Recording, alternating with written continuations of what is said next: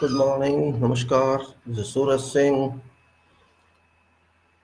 civil engineer, Faridabad, Bharat, an engineer in general, qualified in civil, experienced on oil and on buildings, office engineering, coordination, writing, and many other aspects of life in practical engineering and social engineering and labor management, work management, various fields. Just for information that I am now 65 years. You can say down age, preparing for new ticket to go home, permanent home, just a joke. But I want to share with whatever I have earned in my experience, during my experience of practical work, of interaction with people, and using mind, time, energy, whatsoever you can say. Everybody gets something in life, you too, and all too. Get something. Some people waste time, some people learn, and some people share with others. It's better to share with others because you will not take anything with you while departing this world. It's not your property, it's property of everyone. I'm not talking money wise, I am talking responsibility wise and benefit wise. If you know something, leave here for people or it will be destroyed somewhere. Well, everybody should do something. I am talking particularly for those people, professionals who are very well qualified, very well educated, and educated not in sense of academics education. For me, education is more important when you work at jobs because once you are qualified, this means, and in particularly for professional qualifications, earning of professional qualification means earning of academics as well as earning of experience base learning, you can say, which leads to pragmatism or expertise or eminence. Or I mean, don't think that if you are having many degrees, you know something. Yes, you know something. You know theoretical, or you know something that some guide advised you, led you, and instructed you to know something. That's fine. That is an extent up to academics. But more important than academics is real learning. Learning based on your responsibility owning, not just for learning. If you work, of course, you shall make many mistakes, and that is acceptable. Acceptable when you say mistakes must be remedial, mistakes must be correctable. It's not simply I make mistake, I make losses of that. That's not mistake. That is, if you know nothing and just join a job. On job, you shall certainly make mistakes, 1%, 2%, 3%, and those mistakes can be corrected. There is a method of correction because mistakes are by errors. Mistakes are caused due to errors or due to overlooking or due to overconfidence or due to no direct method available to you, just how to make correction or you lack somewhere and you made mistakes. That is all acceptable in life it is, and if you don't make mistakes, you cannot learn. You say mistakes teach you, or you can say when you are unsuccessful, this leads to you further getting successful and then learning more and more. So this is development of life, development career. But it cannot be encompassed, it cannot be restricted, it cannot be confined, it has to be evolving. Evolving in a sense, it should go on moving. Everyone is a student as a scholar whole life. You may be whatever professional, you may be whatever worker. All life you are a student, and it is to be a pride for me to be a student because a student never dies. Professional dies. A student continues, and if you are a student, it's interesting that I am learning and learning and learning because it reduces a degree of pride from your mind.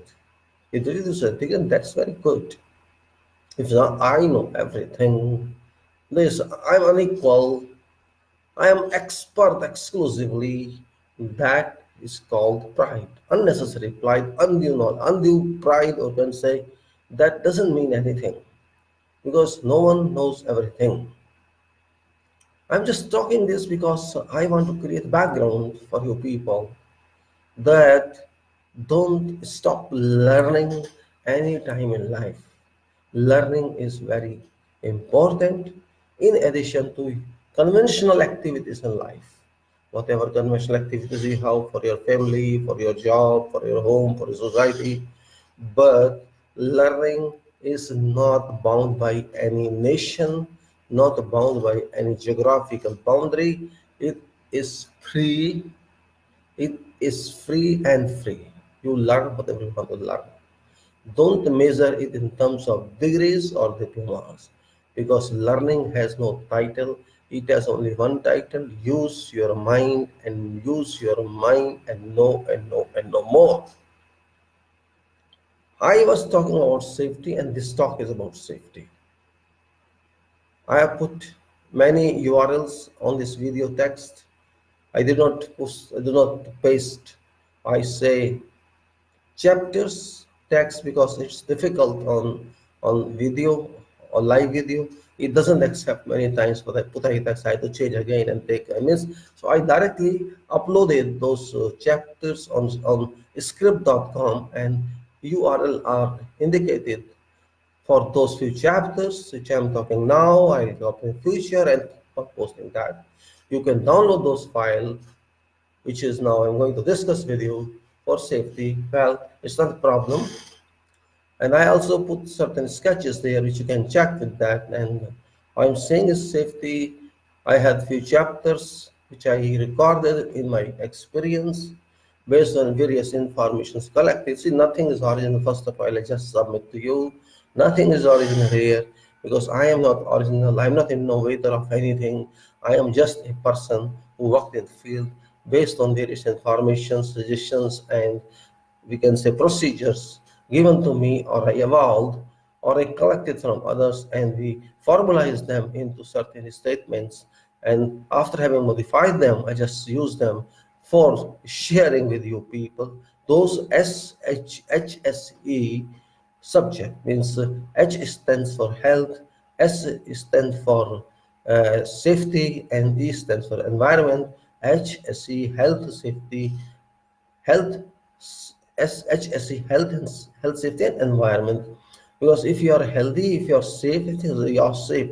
HSE is called if you are healthy, if you are safe, environment is fine. I have to say wherever you are, every time I say safety is very important. If safety does not exist, first of all, you cannot exist. You are prone to accident.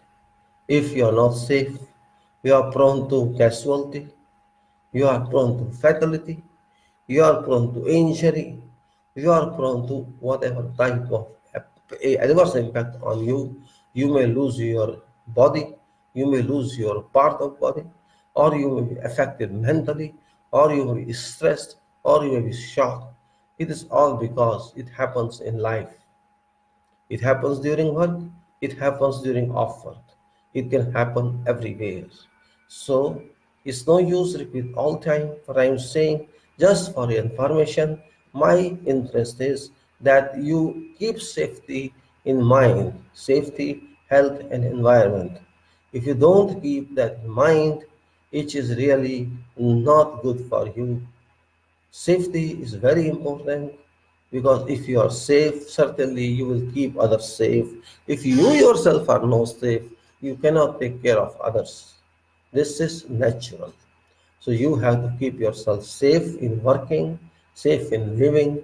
Then you have to keep yourself healthy because once you are safe, means you are not having any kind of stress or tension. You shall have good mind, you should have good feeling, and that good feeling and good mind state of your body shall keep your body healthy.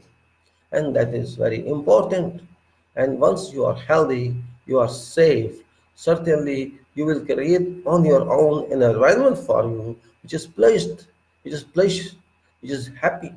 And once you yourself are living in happy environment, you shall certainly help others to have same.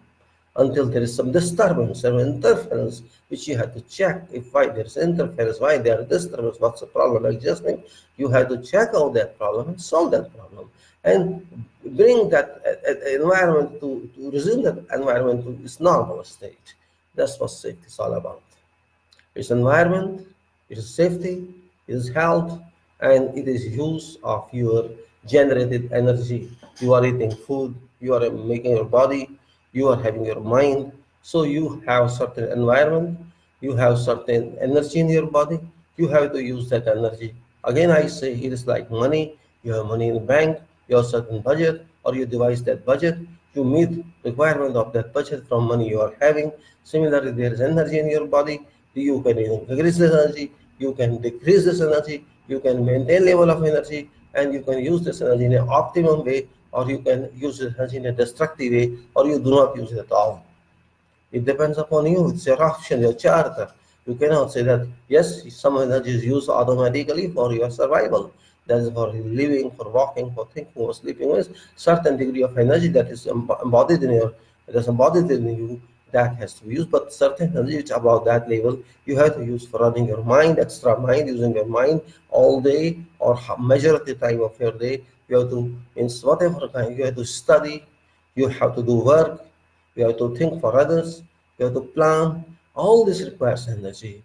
And that energy you cannot use if you are not healthy, you are not safe, your environmentally, you have energy, but you will not be using that because you are not in a position to use that. And to have to be in a position to use that, to train your body to that, you need certain, and that is safe health and safety, health and environment. So this is what I will say. If you want to do whatever you want to do, you have to. So if you come to that now safety, I will say if you are safe, you are happy. If you are not happy, we use in our professional world. If you know safety, if you do safety, if you know safety, you know you are safe. No safety means no safety. If you know safety, if you apply safety, means you are good. You have no pain. You are painless. And if you don't, if you abandon safety, if you ignore safety, you will find pain certainly. Pain of body, pain of mind, pain of stress, whatever kind of pain, you have to decide yourself. It is your choice, means your option. It's not somebody will not come every time and instruct you, do it or don't do it. You do not need a supervisor all the time to tell you what to do, what not to do. You become your own supervisor. This world is not based on every time telling you do this. 70% of your work, 80% of your work, which you are expert of, or you have to do yourself. You may find certain problems, a few percentage of work, which you will not be able to do on your own or decide on your own. For that, you need certain directions, certain suggestions, certain instructions, or whatever you can say, certain acquisition of knowledge from others. For that purpose, you ask others, what should I do? Otherwise, 80% job you are required to do yourself in whatever position you are. This means you must be self-propulsion person, self-initiation person. You have to move further. You have to prime yourself. You have to prime knowledge for your initiation of job yourself, and that's very important. And if you, this is called, we can say, means you can say, if you move yourself, initiate yourself. There's a simple word that's called a proactive person.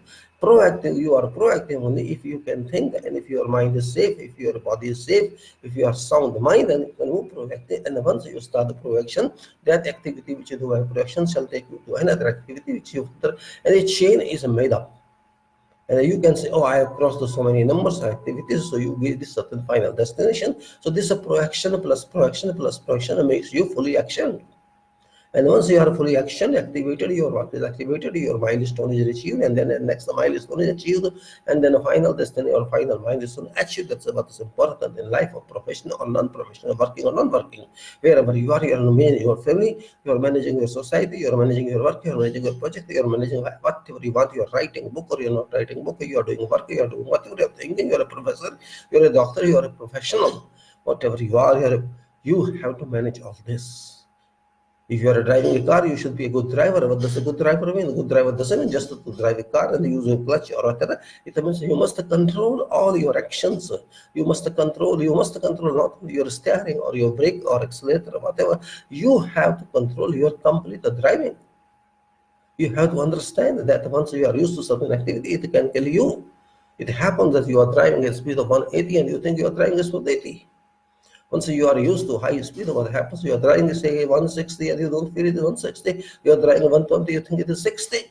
It happens because of speed blinding. Once you are straight away, concentrate on the road, you cannot say this that way. High speedness, you feel, oh, it's only 60 or 80, while it is 120. That is what is required, because you cannot know that you are driving 120 until you look at the meter. You feel, oh, it's only 60, it's not big, road is free. You're driving, and once you're driving, your eyes are used to that, and oh, it's only 60, it's only 80. That's what I mean. Say, you have to be awakened all time. You have to be rise up all time. Don't ignore. That's what's required. So what I have to say, safety is very important. The general vitals. So I'll come to chapter, repetitive chapter, which I always say that I'll repeat that chapter. Very initial chapter it is, and that is. It is safety. It is, you can say that, building practice, and it is, I say that, construction safety first. It's called, and safety first means everything is safe. Means first you have to be safe yourself and your activity. So safety first. First of all, we have to understand that safety first does not mean you're on top. Safety first means the first consideration is safety, then it is a quality, and then it is a quantity. You got my sequence. First, you think everything should be safe. When you start something, you have to keep safety in mind. And when your safety track in first step, then you have to think for how to control quality. And once you start of quality, means safety plus quality points are stepped in, then you have to think of quantity. And then you think of quantity means automatically you run on speed. This is basic fundamentals, you can say. It is for safety and for fields. Now, what I am saying regarding projects or construction is very significant, and we have to say construction projects have been required since a time immemorial. More than 50% budget is covered on development works which involve construction projects pertinent all types. Engineers from all disciplines work on such projects. Millions of workers contribute to such development around the globe. Engineering has been very significant world to successfully deliver all such projects. In fact, generally, not very literate workers are involved in this world of construction. Many accidents have been experienced and reported on such projects due to rations of carelessness or neglect of work or supervision. Everyone is interested to do very fast delivery of proposed product at risk of personal attention and not caring for life value. Created anxiety inculcates a feeling to make delivery at appointed date, even not availing ample rest and sleep properly. I have personally observed that works are not given adequate attention from safety viewpoint, though safety is too significant on such works, but is not given value to be strictly complied with. Many incidences have been reported regarding collapse of crane booms, scaffolding system, and building slabs systems during ongoing construction around the world. Scaffolding have been failure even on many international airport projects or other projects during construction. For some transport system, failures on supporting works have been reported also. Indeed, on plant facilities, safety care is intensively ensured, even after so high level of safety care, but incidents have been reported, and it's understood that it's my duty to share my experience about safety requirements with fellow professionals or others in engineering construction sphere, so that experience dissemination be affected and given due weightage. Now, included in this topic are many topics about project construction, safety, respecting practical aspects on activities conducted. Only few Talking statements have been included that may cover a large scope of common construction faced by common engineers and particularly to help support problem solutions that are faced by budding engineers. Many safety management statements have been included from policy making to tool handling and then taking off to actual works on site. All activities could not be covered yet. An idea has been conveyed about questions in my mind. More statements and methods about how to handle safety issues can be developed. Few chapters, 35 chapters involved with methods, line management, and site, middle, and executive management. Certain sketches have been composed for information purpose to apprise about requirements. Chapters have been based on actual works affected in field as a part of office engineering, field engineering management, without including imaginations. Many years of information have been used to produce this work. A model organization chart has also been integrated with this and included for reference only. Certain activities have also been mentioned that requires check on site. And I understand this must be useful for user. And I think it's not easy for professionals working in the field you can say to invest their time for writing works so that other people who are budding engineers or who are not engineers, they could study what you learn. But generally, it has been seen that it doesn't happen. And publishers also do not publish such books which carry practical works because these are not viable in sales. Students buy only those books which cover their program syllabus and that's written by professors so that they are professor supported student and they buy only those books which are recommended by professors. So publishers do not take any respect, do not extend any weight to professional wisdom book. It's a very sad situation, not only here, everywhere. So even if I write certain book, it will not be weighed until it is useful for students.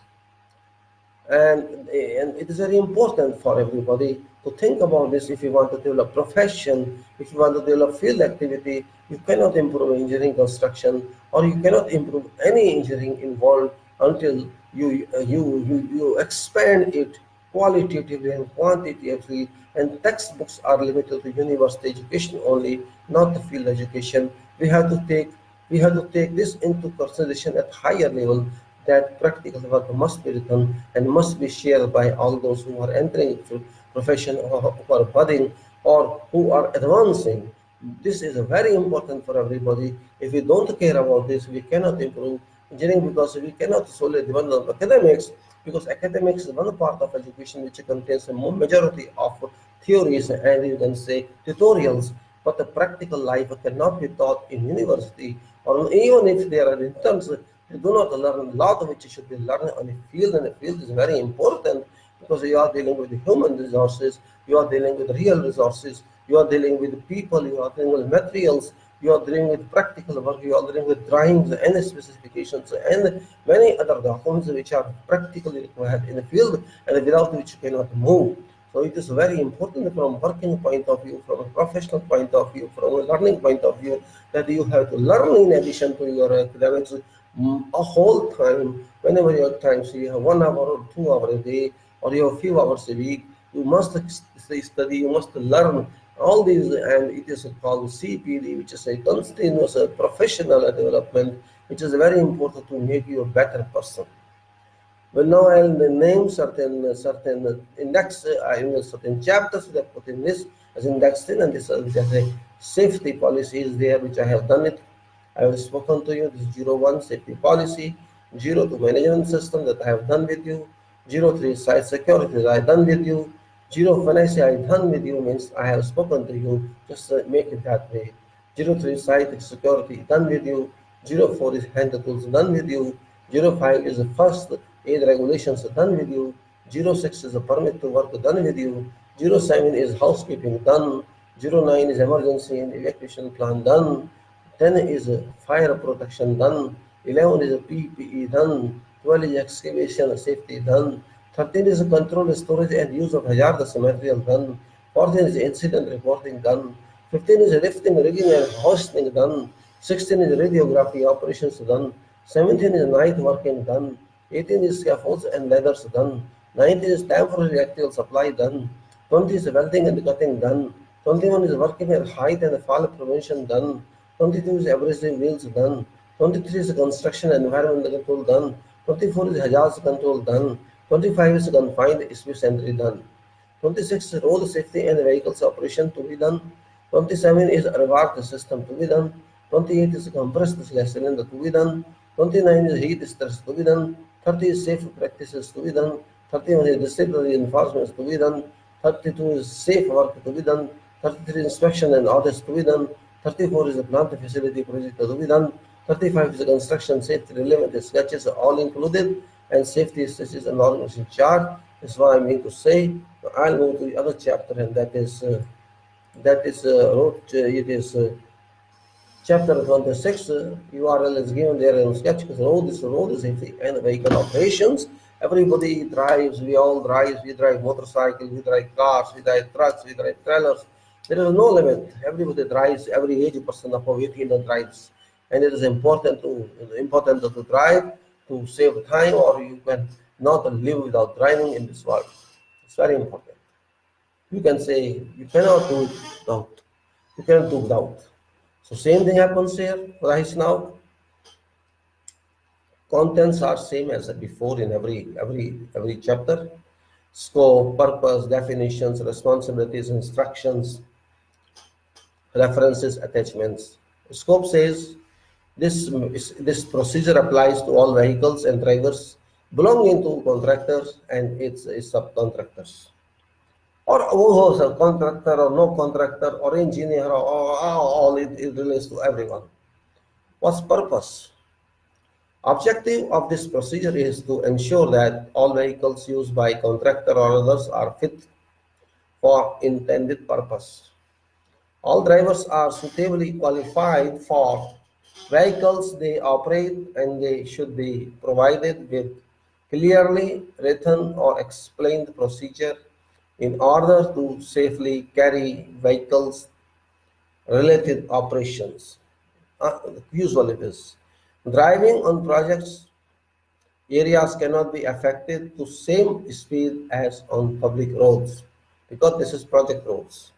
Public roads are different. When you are driving in projects or in oil projects or in other projects, well, generally in building projects you may not drive that much because the area is very small, but projects where refineries have to be produced, or where plants are to be produced, or where, for example, big airport project, or where some big facility access, that way you have to drive a lot internally of that project, and that's what we are talking about. Defensive driving is required on site roads. We'll explain what's the defensive driving. And just in brief, I'm telling you, we have to first keep yourself safe, and you have to keep others safe. No competition, no rash. Drivers must understand such speed controls and additional cautions required to adhere to site received all types of vehicle from light to heavy trailers and very heavy construction equipment. You know, all vehicles are required on big projects. It's not simply that you just drive car. You have to use a car. You have to use a pickup truck. You have to use other truck, trailers, and bus, and whatever is a motorcycle. You have to deal with all kinds of these vehicles. What are definitions? I'll speak definitions in everyone I'm speaking. Here too I'll speak. This is that safety means safety, health, and environment. SHE. You make SHE or HES, it doesn't make a difference. As far as three words are there, S stands for safety, and H stands for health, and environment is E, and you can say like that. It's just name. Safety means safety, health, and environment. Disciplines are to support the project activities. Company means an organization carrying out or prosecuting project. Contractor means an organization that has been awarded project from owner or client. Subcontractor means an organization that has one part of project work from contracting organization or owner, you may say both. Client means an organization entitled company in contractual term that has entrusted project to organization of contractor. Personnel means all personnel involved on project site activities. Responsibility means job and contract responsibility. Training means training imparted for a specific safety topic on job on project site. Management means organization, top, middle, and lower management or line management. Safety manager means a person with job title safety manager deployed by certain organization. Project manager means a person as such with title PM deployed by contractor, and then engineer means a person appointed by owner or client company for an overall project responsibility. So employer is project owner, contractor is, you may say, EPC contractor here. Responsibility in general respecting certain contract positions. We'll talk responsibility now. Just as for information, I'll not speak in all chapters. This just a symbolic. I'm telling. This is indicating. Project manager responsible for overall obligations to provide a schedule, all resources, the direction, engineering resolutions.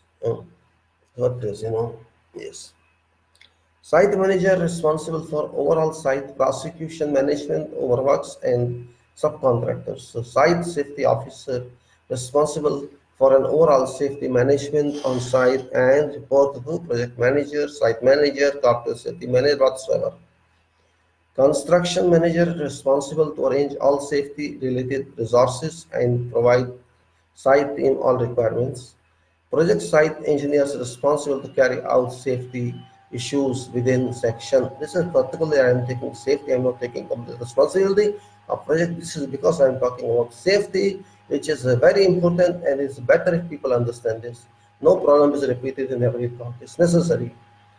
Site safety inspector or engineer responsible to supervise safety measures on site and to control safety issues should bring to site line management to adopt correct measures. Site foreman responsible for compliance of safety measures as standards or as directed or as required. An individual working on site responsible to maintain safety measures in case missing should bring to site team attention so that corrective measures can be taken. Then come on the responsibilities. That's very common, and I'll just repeat it fast. In this EPC contractor, site manager responsible to ensure that all personnel will understand overall requirements of this work procedure to be followed for compliance by all parties involved in project construction activities. Transport supervisor shall take primarily, because I'm talking transport supervisor, this is kind of driver, you can say transport supervisor shall take prime responsibility in ensuring that the EPC contractor road safety and vehicle operations procedures are adhered to what support and advice from site HSE department. Site safety personnel shall audit the drivers, vehicles and ensure for suitability. And so suitability roads, suitability roads used for construction activities, suitability of roads, all vehicles used hired or owned by contractor or some subcontractor others must be fit for intended purpose, means, and adequately equipped for job being undertaken, and in case of not being fit, you cannot deploy them for jobs. EPC contractor HSE manager is responsible to ensuring that EPC contractor and subcontractor managements are familiar with this procedure of safety for drivers. Whatever vehicle involved in construction activities or operations carried out in covered by procedure this procedure.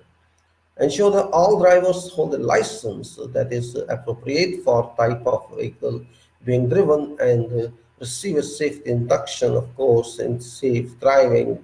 Again, I'm saying safe driving. It's not simply driving. Safe driving is much different than normal driving. Ensure that all EPC contractors own or hire vehicles are roadworthy, have documented planned maintenance schedule, have a valid registration document, and equipped with standard safety devices. Carry out safety audits for vehicles, roads, drivers, and closely monitor implementation of related safety policies and procedures. Drivers' responsibilities do wear correct PPE, personal protective equipment, if working with hazardous materials. Only use a vehicle that is suitable for work undertaken. Vehicles parked in restricted areas must be parked with engine switched off but with key left in ignition socket to allow it to be removed in event of an emergency, provided it may not be self-locking, in which case key should be removed from ignition socket. Means leave key there if you think the emergency exists. And somebody has to take care of that vehicle in your absence. And that's what said in case there's some problem for leaving key, don't leave it there. That's what it says, simple. Vehicles must not be left unattended with engine running. This is very important. This mistakes happens everywhere. Vehicles must not be left unattended with engine running. You know, it happened in many states in Gulf that people, the drivers leave their babies inside cars and run in running state and then go out to market and shopping. And something had happened many times that those kids died. Reports all accidents near misses. Ensure that they are licensed for vehicle that they are operating. Switch off engine when refueling, and this is very common. Now is for site traffic regulations. Display the speed limits. It's very important now. The site traffic regulations I'm not talking highways regulations. I'm talking project site regulations, which are very different than others because this is a control area. Displayed speed limits must be complied with at all times. Specified routes must be adhered to, and under no circumstances may a vehicle leave hard surface. Number of passengers in a vehicle may not exceed seating capacity of vehicle. Vehicle should be parked side to side in car parks, not nose to nose, and not like box parking. Side to side, so that parking and taking out of parking both are convenient, and in emergency these can be used adequately, because if it is box parking, it takes time first of all to park in box, and also more time if you have to take it out from that box. You know what I mean by box? Box means one car is in longitudinal direction, other car is backside of that. In between there is space between two cars.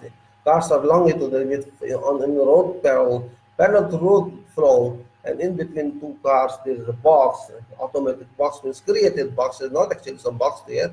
Space is called box, and you have to park in there and take out there. This exercise is not that easy as if you park perpendicular to road flow and in parallel you do that. That's much more easier than box parking. This is the concept behind this is. A vehicle may not be loaded beyond its related capacity. You must understand that vehicle should not run more than its capacity. Rated capacity means a technical term, which is technical term means whatever rated capacity, you have to see what catalog says or what the data sheet of your vehicle says. that what is the rated speed means you should drive maximum to the rated speed if you want your vehicle to work smoothly and for long duration, and its life should be more than what you expect. That is called rated speed. For example, suppose rated speed of some car is which is 120 or 110 HP car. People don't understand HP of car. I'm just telling you how you cars are also based on horsepower, and we use called the brake horsepower. Brake horsepower is defined for car engines, which we can ask manufacturer what is the brake horsepower of your car. Generally, people don't ask that. For example, a Mercedes, a normal one, is not less than 130 horsepower, and even excavator is having 300 horsepower, excavator machine, big one. And if you see a normal car, this is 110 horsepower. You can say double pickup trucks. You can say just like many companies produce or manufacture that. And some car, for example, in our country, is a Maruti car or something which are not more than 67 HP. And a higher HP means a stronger engine. Higher HP means you can have better use of car or that vehicle. Lower engine means you cannot make that use, and means the car is not that strong. It is car for namesake, but it is there. So vehicle may not be loaded beyond that capacity, because capacity increase means your HP is higher, your system is higher. So if a car is for say 110 HP, you may run it to speed of 100 or 120, and if you run more than that, means you are wasting. You are using car for extra wear and tear, and that you are using a more speed petrol. You have to burn petrol very fast, but at rated speed you will use minimum quantity of that fuel, and the car's wear and tear shall reduce. If car wear and tear shall reduce means you will have more life of car, and then I'll just explain to you what is wear and tear. Wear and tear means if you use car, there will be technical erosion on, for example, on metallic surfaces. There will be some entry of dust and dirt in car, which could erode the paint of car, or which could erode, and I can say epoxy is which is applied somewhere in car, or some other paint can be, or some other damage to some cracks may happen in car, or some other damage may be caused in car.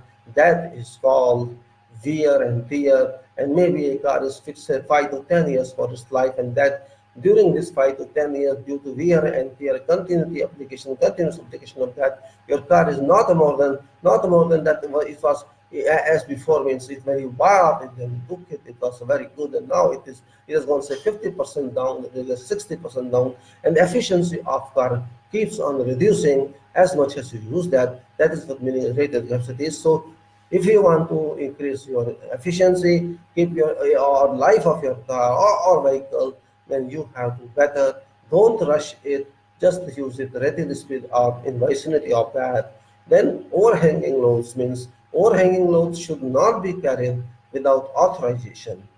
Loads so authorized shall be marked by red flags during daylight and by lights at night. Usually you might have seen some trailers who go at the night, and they should have certain light at night.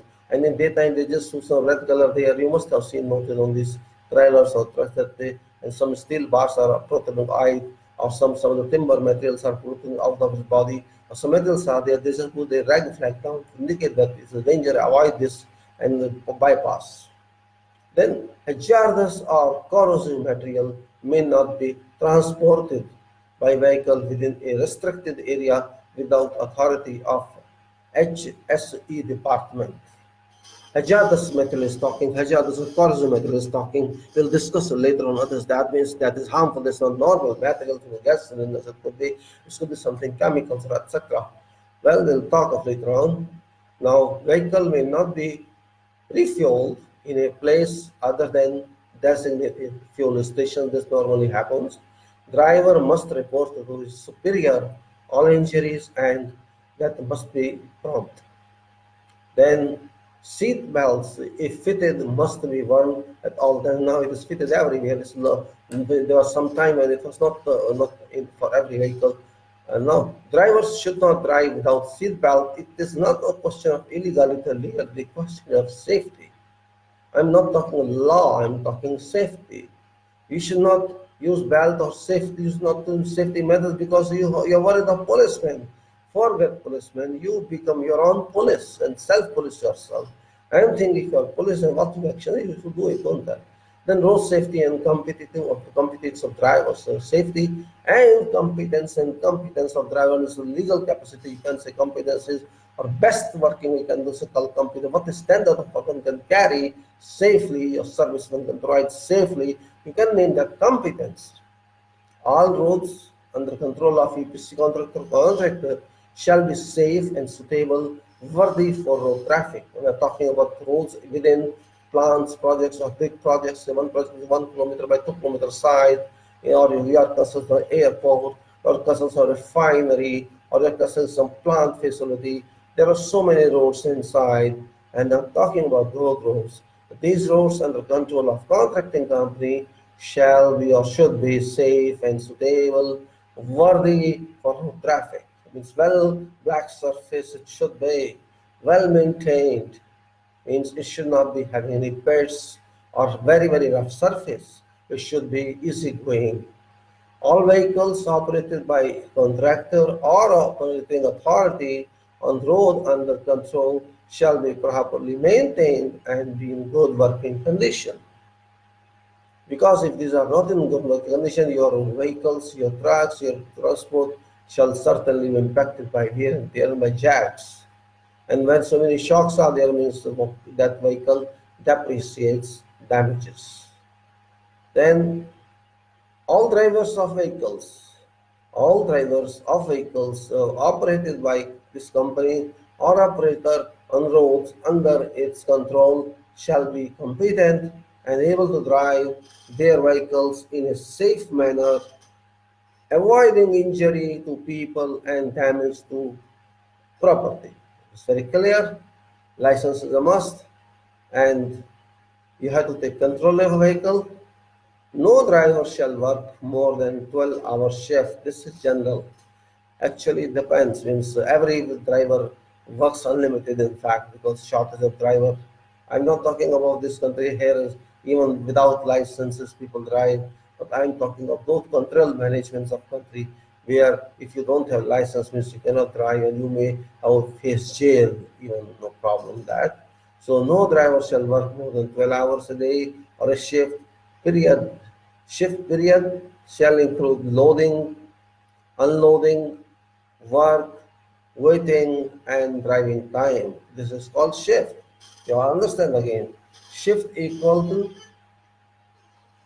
including loading plus unloading plus work, waiting, and driving time. This is called in technical terms or in control logic terms shift. Now, a maximum of 10 hours driving time is allowed within a 12-hour shift period. Of course, shift is 12 hours, maximum time to drive maybe 10 hours. It can be less also when there is excessive loading and unloading, and of course, a human being, if you cannot drive 8 hours continuously, this is not feasible or not practical. A minimum rest break of 15 minutes must be taken for every 2 to 3 hours of continuous driving. You just mean you have to take a cup of tea or you have to take food, whatever it is, for 15 minutes. You cannot take food in 15 minutes. So 15 minutes means you can take some refreshment, you can take some coffee, some tea, some other drink, and this is every 2 3 hour frequency. Means if in 2 3 hours you can drive 200 kilometers per say or 2 or 300 kilometers depending upon what type of vehicle you have. So certainly your eyes will be strained in that 2 3 hours because you continuously drive on highways and you feel tired. Of course, you feel drowsy sometimes. So you need certain break for that.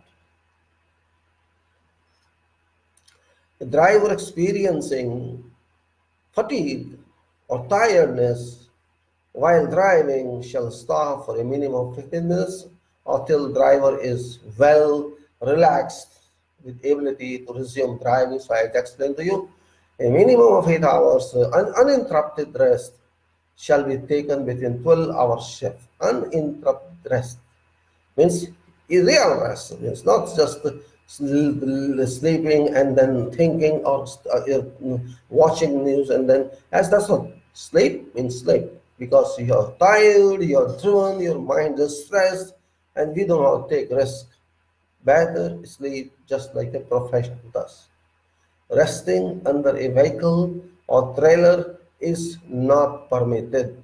Mind it, period. You have to take it straight. When taking a rest break, vehicles shall be parked off-road and or in safe place. Don't leave it on road. Safe parking off-road. All drivers are subject to medical examination, oral test, written test, and driving test. These tests shall be supervised and administered by HSE department. This test is not test by authority. I am talking of project. On project, you cannot take risk to keep, you can say, less experienced drivers. You must have drivers who are occasional type or traditional type. They know it doesn't matter only license. License is one part.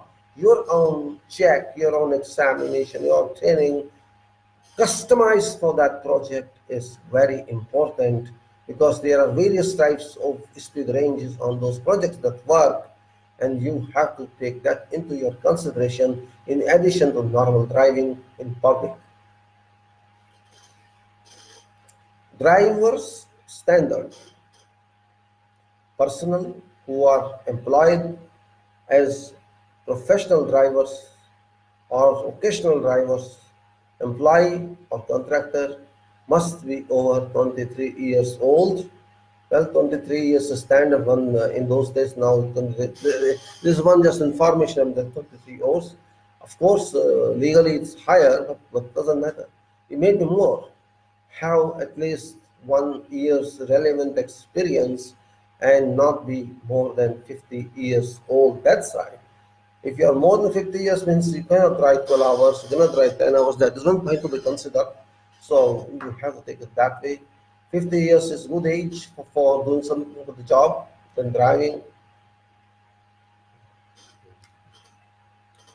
I find some problem with reading. These are my problems. All right.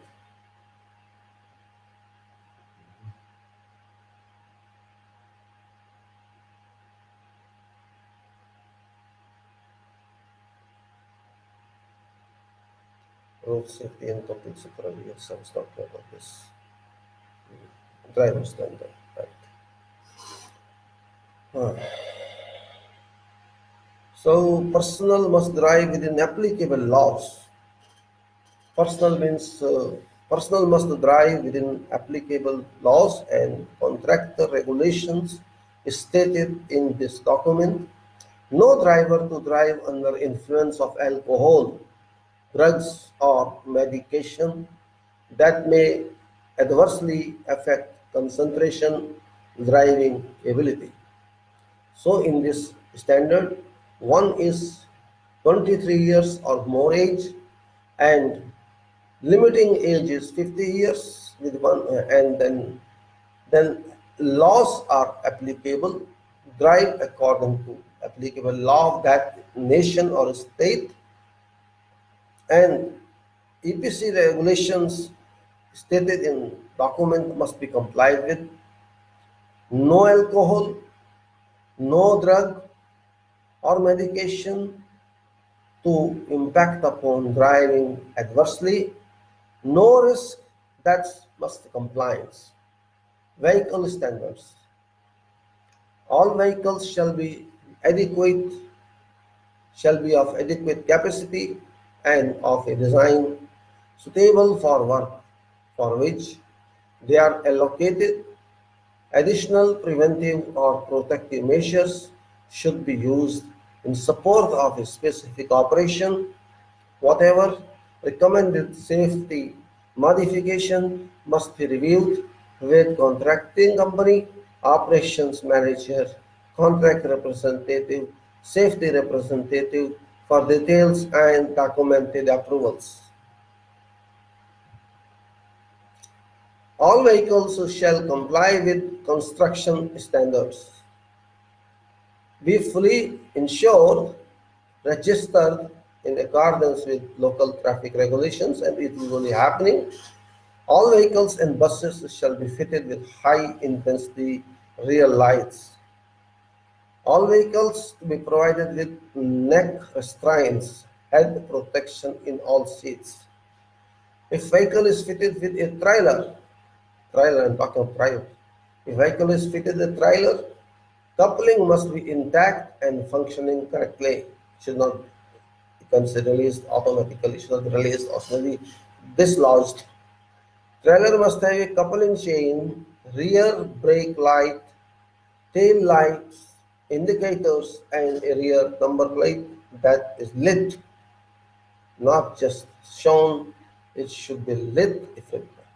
Trailer must be in good condition with tires that have at least 2 mm tread depth. Vehicles which carry tools, goods, along with passengers must be provided with partitions, compartments in luggage area. All vehicles must be fitted with air conditioners unit in driver's cabin. This requirement does not apply to specialist vehicles such as forklifts. Air conditioning unit must be able to maintain a cabin temperature that does not exceed 23 degrees Celsius. Appropriate tires shall be fitted to all vehicles. All tires shall be of same size. Ply rating, tread pattern, profile and remain in good condition with a minimum of 2 mm tread depth.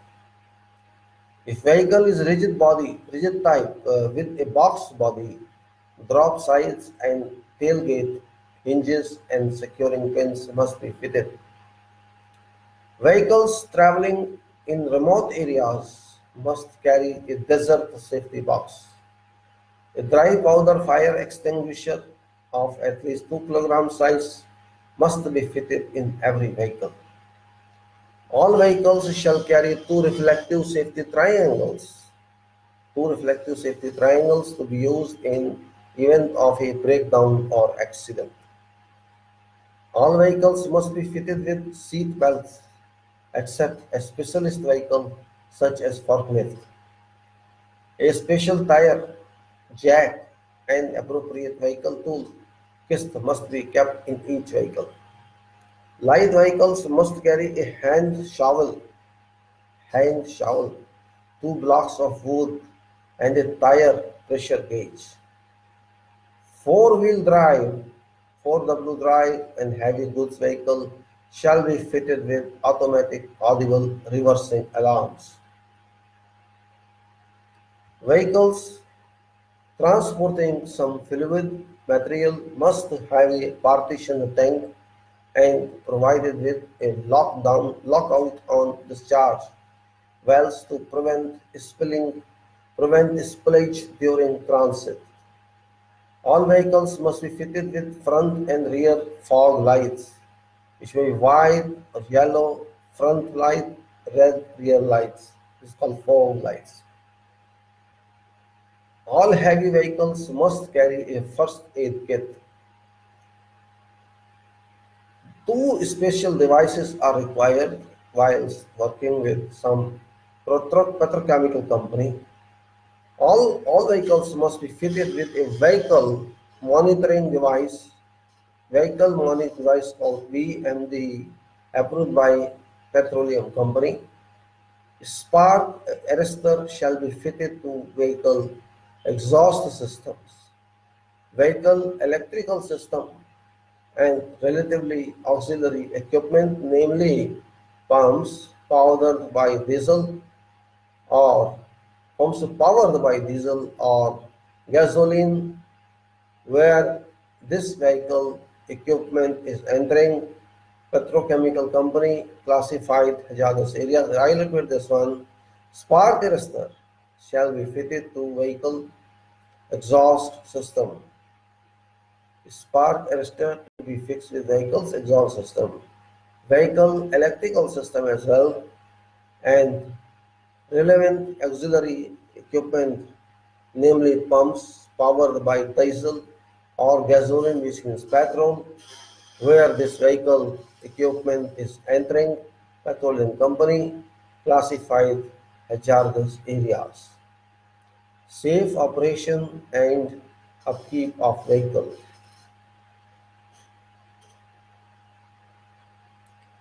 All vehicles under control of company shall be maintained in proper, reliable and safe manner and condition. Routine inspection shall be followed to ensure safety and reliability of all vehicles. What you have to do daily? Complete a vehicle safety checklist, notify whatever damaged vehicle and arrange for its maintenance. Monthly, it's daily I just told you, monthly. Complete a monthly safety check list and send list to maintenance department and update vehicle history. Maintenance and HSE department may audit cars from time to time and report to maintenance department who should attend to indicated deficiency immediately. Prepare a schedule of all vehicles under control of company. Arrange for monthly vehicle inspections and servicing through maintenance department. Vehicle maintenance repairs. Vehicle maintenance and repairs. Daily and monthly inspection processes may result in minor maintenance repairs being required, such as oil change, filter change, brake pad or belt replacement,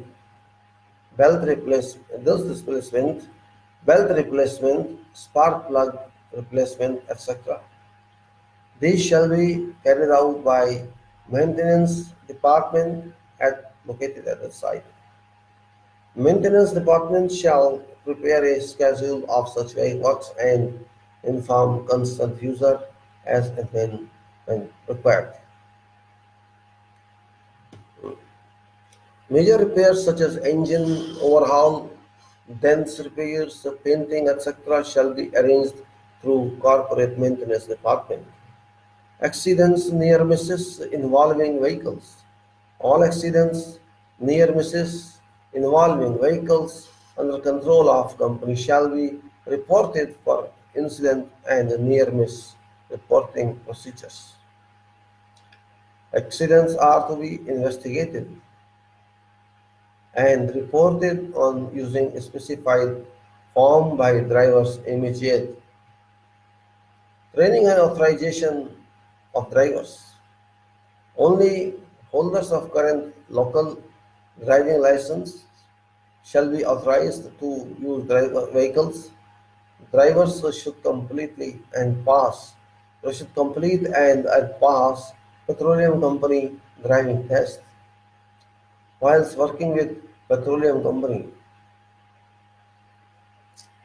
when it is necessary to operate on sites, HSE department shall issue authorization after briefing driver on relevant safety rules. HSE department shall organize defensive driving course for all authorized drivers. Refresher course shall be attended on regular basis. Defensive driving. Defensive driving. This term is very significant and it terms imports value into drivers. Everybody is a driver, everybody is having a license, and everybody says, I am very good driver, I have not made any accident. That is all right. We are talking not normal driving. We are not discussing driver on highway or driver on roads. We are discussing driver where work is on doing. where heavy works are ongoing, where many vehicles are coming, bringing loads, downloading loads, uploading something.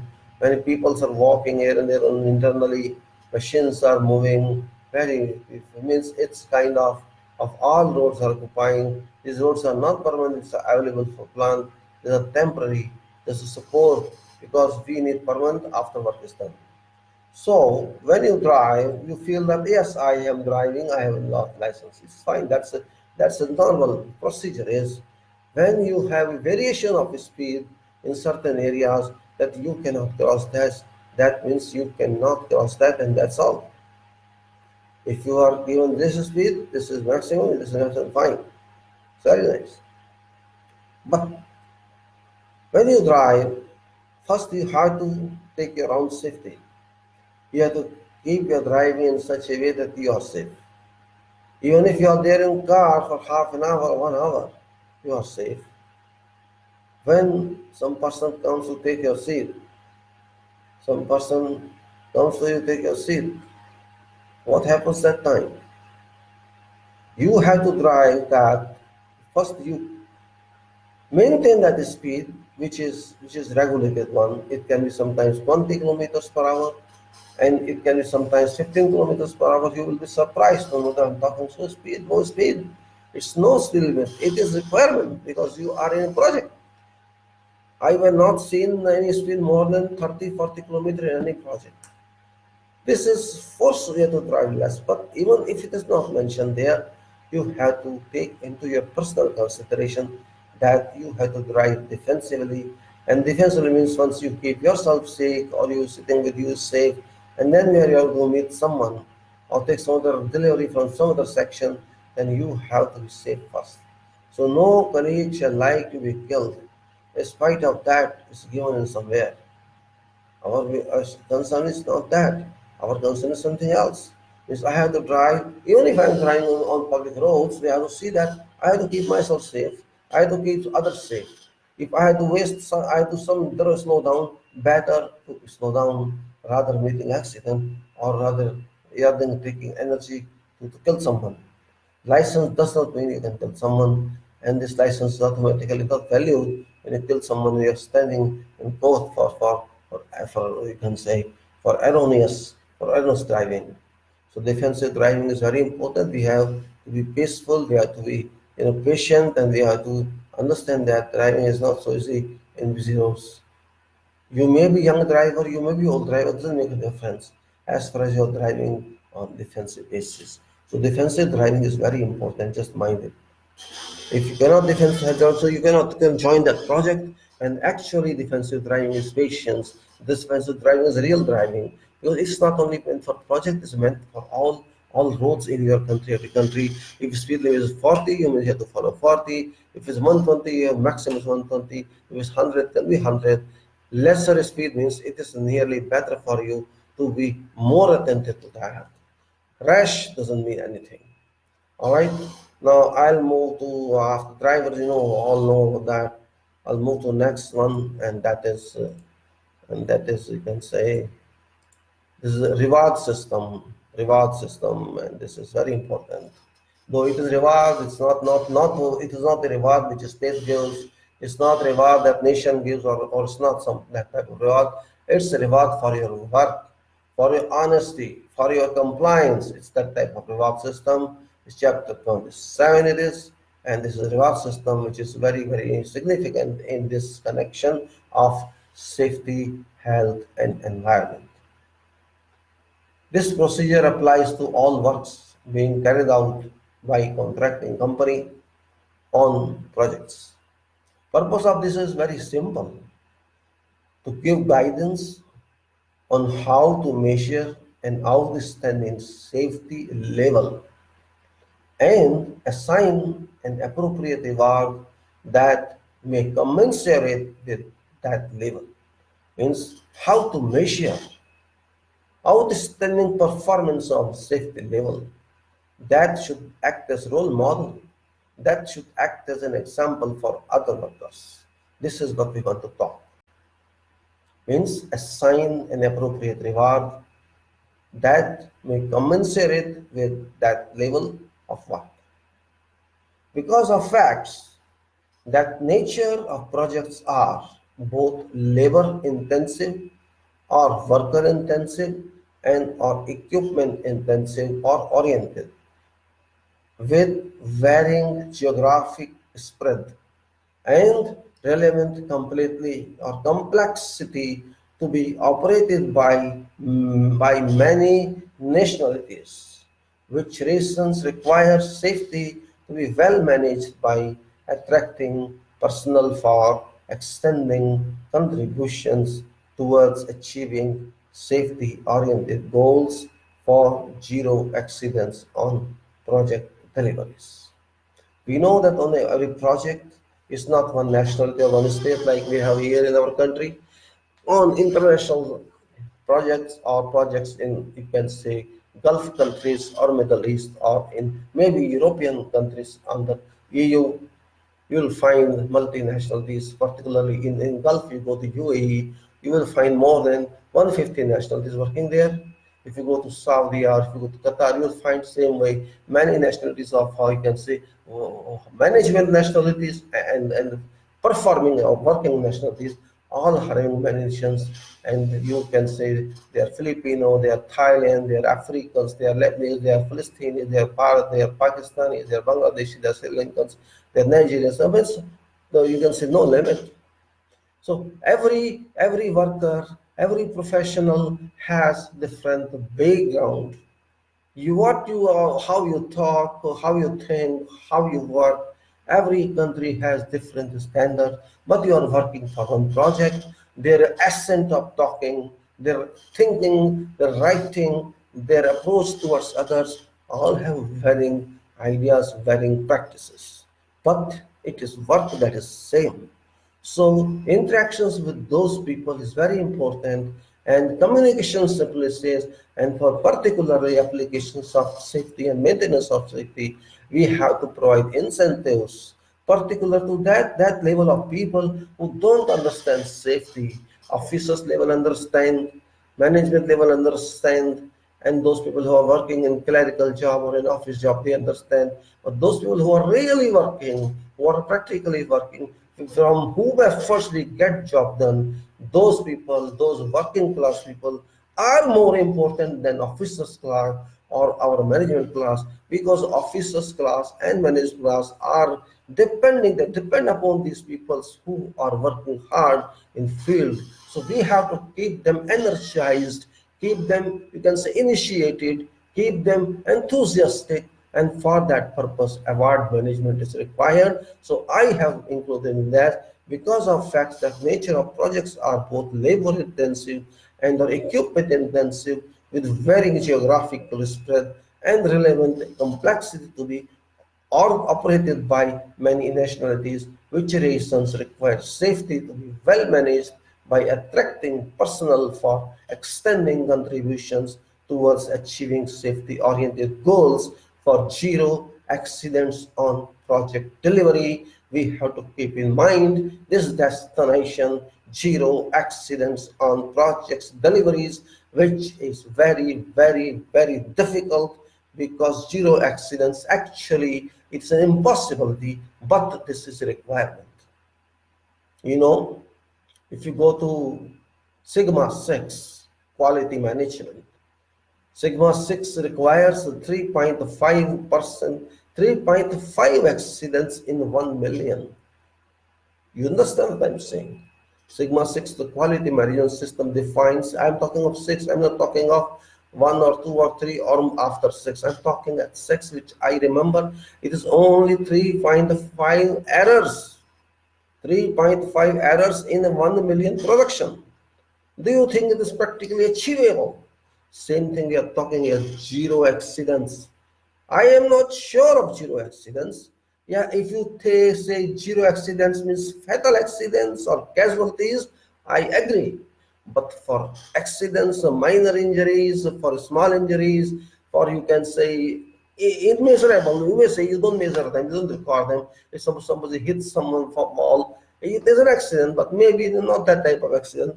So they have to say zero accidents, which is a basic principle. You might have seen many boards on many sites and projects here or other countries that zero have done so many million working hours, zero accident. They simply boast of that. But fact remains that many hidden informations are not published. That is a fact of life.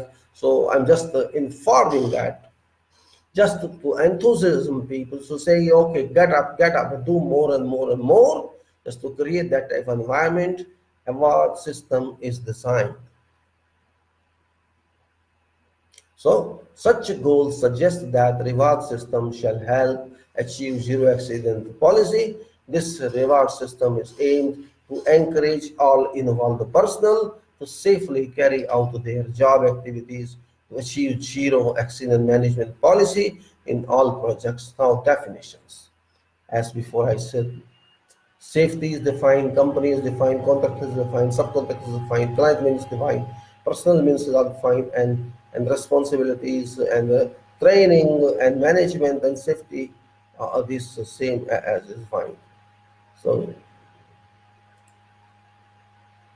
let's go on. So this same responsibility, as I said, safety manager, project manager, and live lead this. Now I'm just referring to reward A, B, and C. For example, reward A, let us say name is A. This means you can say facilitating a monetary incentive. Means you have to pay something because these people need money for whom you are talking, you are advising. And then there's reward B, just facilitating an individual reward. And then reward C is facilitating a safety certificate. So safety means HSE and S, health safety responsibilities in general respecting certain contract positions. I leave that behind because I have done that. No need to waste time on that.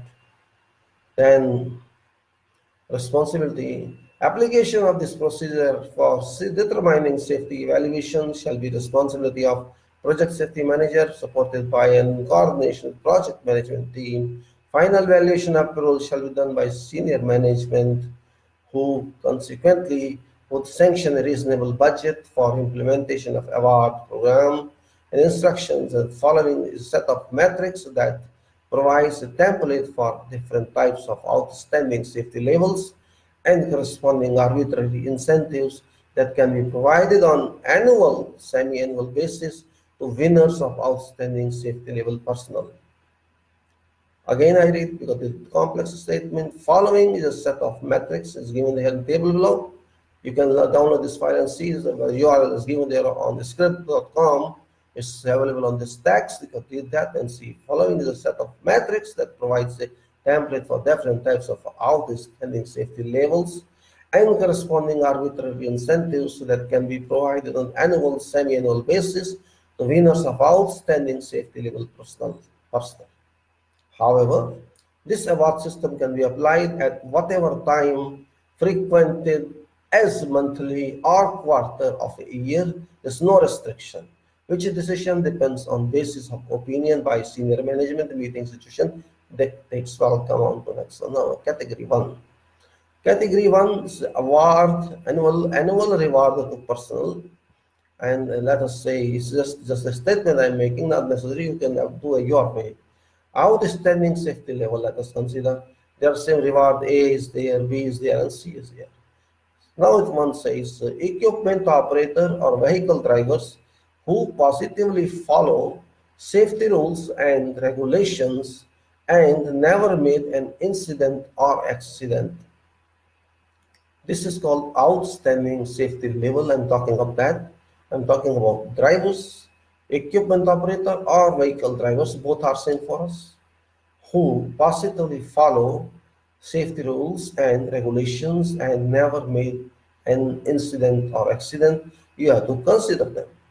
Then a highly cooperative employee with rich HSE knowledge or SHE knowledge promotes safety within group, his group or her group, community, and has conducted an outstanding safety activity like extinguishing a real fire or some other kind of rescue. Then we go to a HSC knowledge. A HSC knowledge supervisor or foreman who promotes safety, keeps clean and tidy workplaces, self and his group follow safety rules or regulations, and self or someone of group has never made an accident or bad incident. I repeat, a knowledgeable supervisor or foreman who promotes safety, keeps clean and tidy workplaces, self and group follows safety rules of the regulations, and self or someone of group had never made an accident or bad incident. We have to check for it.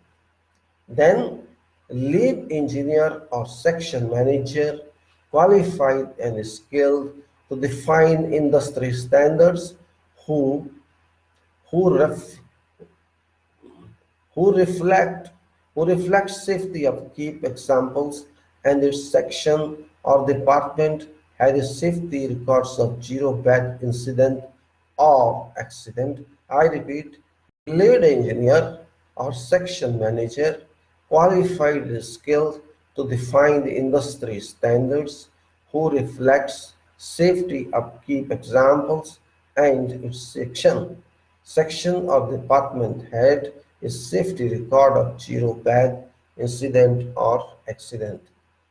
Next is site foreman or supervisor of high safety awareness, reflects safety example, continuously maintains safety equipment at workplace, and self and its group sticks to safety related defined rules and regulations.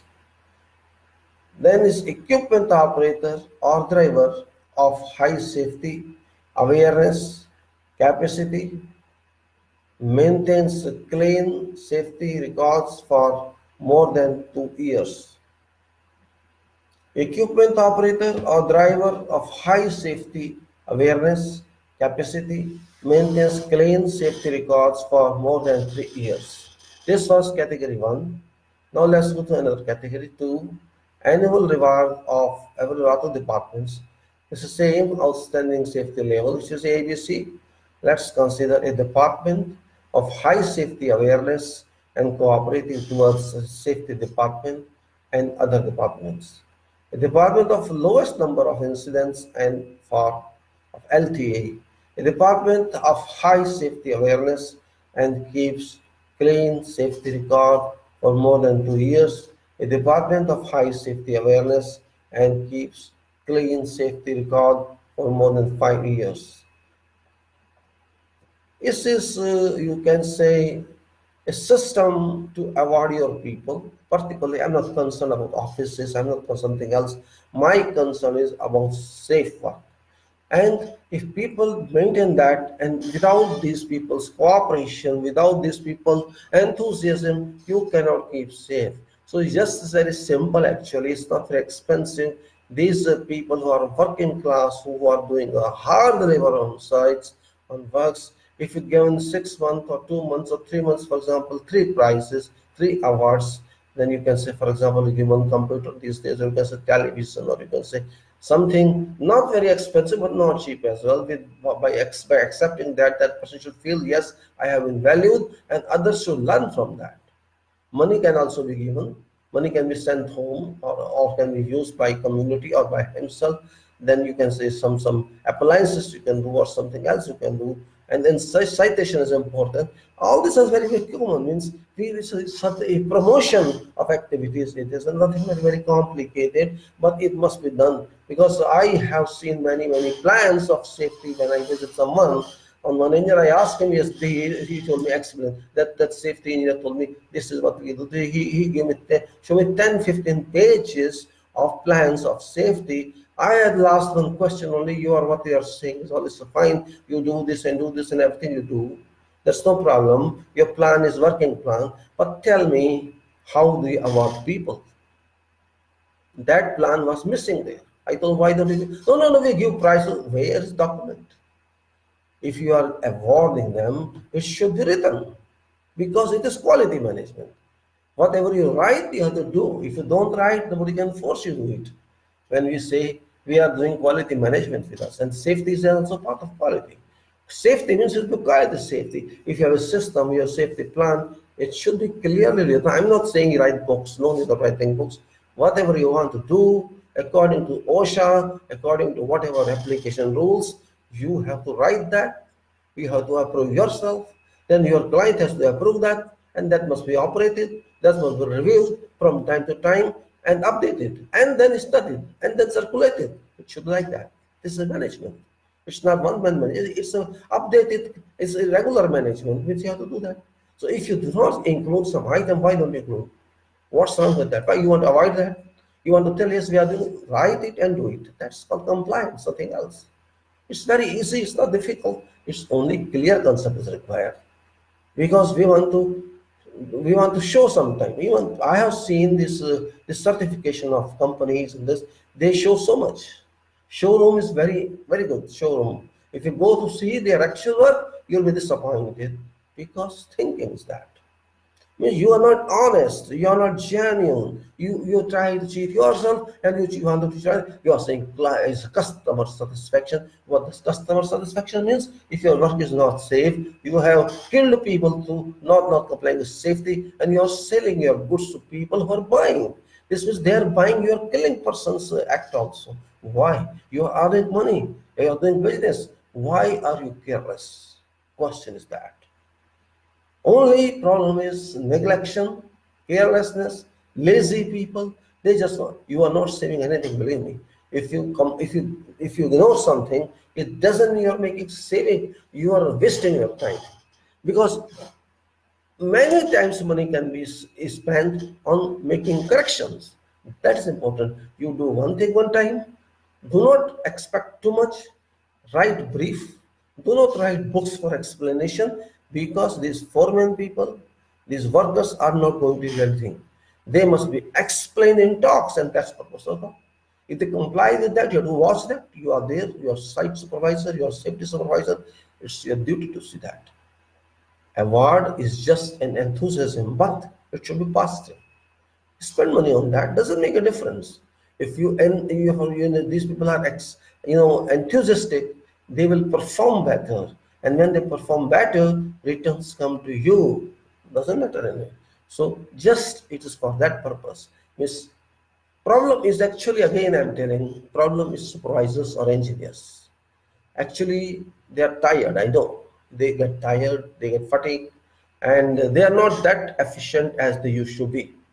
These days, they are not all efficient. Well, this talk is not for criticism of those people. I have to give enthusiasm to everybody.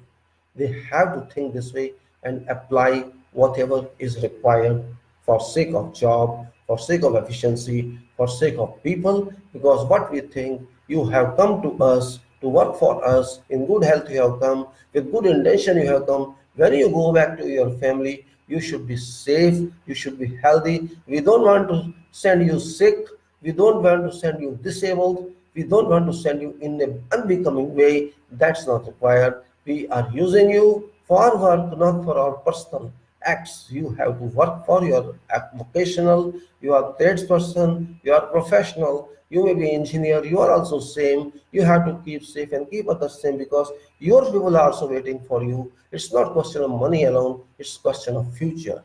That's what I have to say that. So safety is very important from each and every aspect of life. And look at the next one, which is also very, very long and complex one. And that is, you may say, that is, I can say, that is a very complicated one, but boring as well. This is, I think, last chapter was 27. Yes. Now I am going to chapter 28, which is of course the length one. This is 10 pages, and this is no problem. We can manage. This title is Care in Use and Handling of Compressed Gas Cylinders. Gas cylinders. I'll go slow in this little one because this is a very technical type, and contents are This is also available on that URL which I explained to you, this explainthescript.com. This chapter is already there. You can download that file if you wish later on. Now listen on this: scope, purpose, definitions, responsibilities, instructions, references, and attachments is the same. Scope is procedure applies to all works involving compressed gas in cylinder on construction sites. Gases is required on all sites, everybody knows. Purpose is to ensure that those responsible for handling and use of compressed gases in cylinders are familiar with required safety precautions. Compressed gases present a unique hazard. Compressed gases present a unique hazard.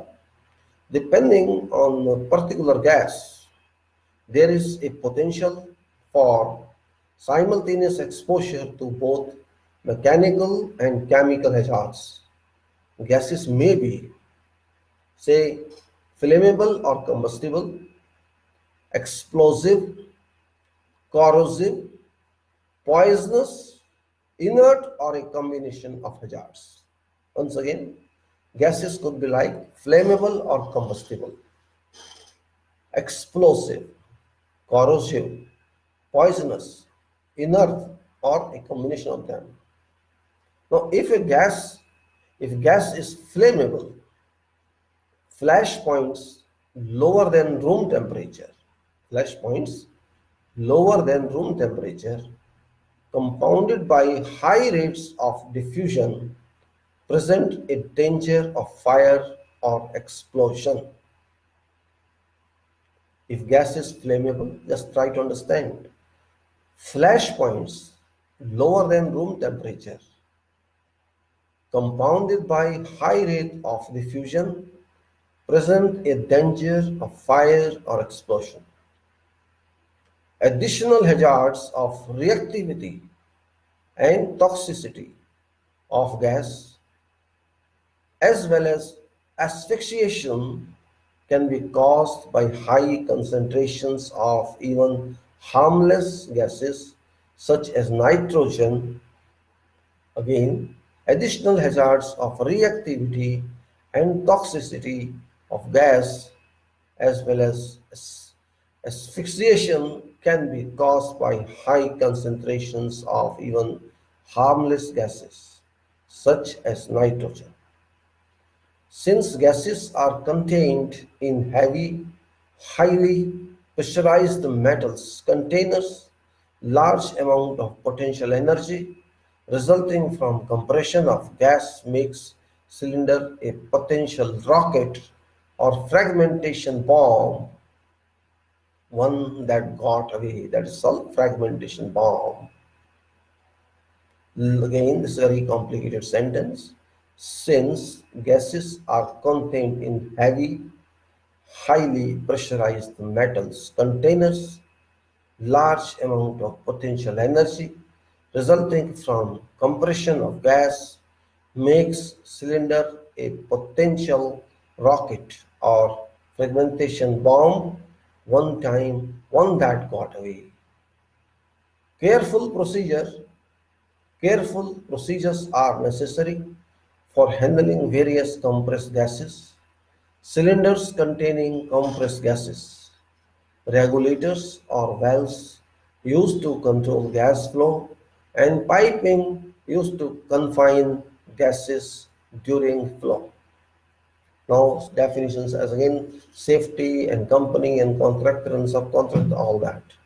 Leave it behind by this time and then come on to this is your yes employer is project owner, employer is project owner, contractor as contractor, and there's BS code, etc. with the standard for gas cylinders identification excluding medical cylinders, and this is BS 349 1973. It is tool with the standard for gas cylinders identification excluding medical cylinders. In LPG, which is liquefied petroleum gas, MSDS, which is material safety data sheet. Then responsibilities are defined as usual. Then I read this type of responsibilities, which is a technical one. The site manager has an overall responsibility for ensuring that this procedure is understood and followed by all people, including subcontractors, personnel involved in use and handling of compressed gas cylinders on site. And EPC contractor and other supervisors are responsible for ensuring that personnel under their control are educated in understanding details of this procedure. HSE manager shall ensure that requirements of this procedure are communicated to all levels of organization through educational toolbox. Staffs shall liaise with maintenance and construction superintendents in identifying works, hazards, and precautions to pursue. Gas suppliers means where practicable, gas cylinders should be delivered to and dispatched from construction site by gas suppliers for safety transport and handling. Instruction now. Now, safe transport and handling. Safe transport and handling. If arranging collection or return of gases prescribed as dangerous under road traffic, driver must be properly instructed for safe handling, loading, and transport of cylinders and in dealing with emergencies. An appropriate transport emergency card or other suitable safety data sheet must also be carried on with vehicle. Purpose designed transport should be reused when possible. Purpose design or customized transport, you can say. Preference should be given to open vehicles or trailers for gases. Cylinders must be secured and always be put vertical in case of acetylene and LPG. Valves remaining shut and not leaking. If carried in closed vans or cars, there must be good ventilation and smoking should be banned. Traveling with equipment attached to cylinders should be avoided. Valve must be shut and protective valve caps fitted where provided. If quantity of dangerous gas in cylinders weighing 500 kg or more, vehicle used for carrying it must display prescribed plate to front and rear. In event of road accident, emergency services must be advised as to nature of cylinders being carried by showing relevant transport emergency card or safety data sheet. Cylinders should not be lifted with magnets or chains. A rope or nylon sling may be used to lift one cylinder at a time, provided it is correctly adjusted to prevent the slippage. If more than one cylinder has to be hoisted, a properly designed cradle with chain or wire suspension should be used and each cylinder must be securely fastened.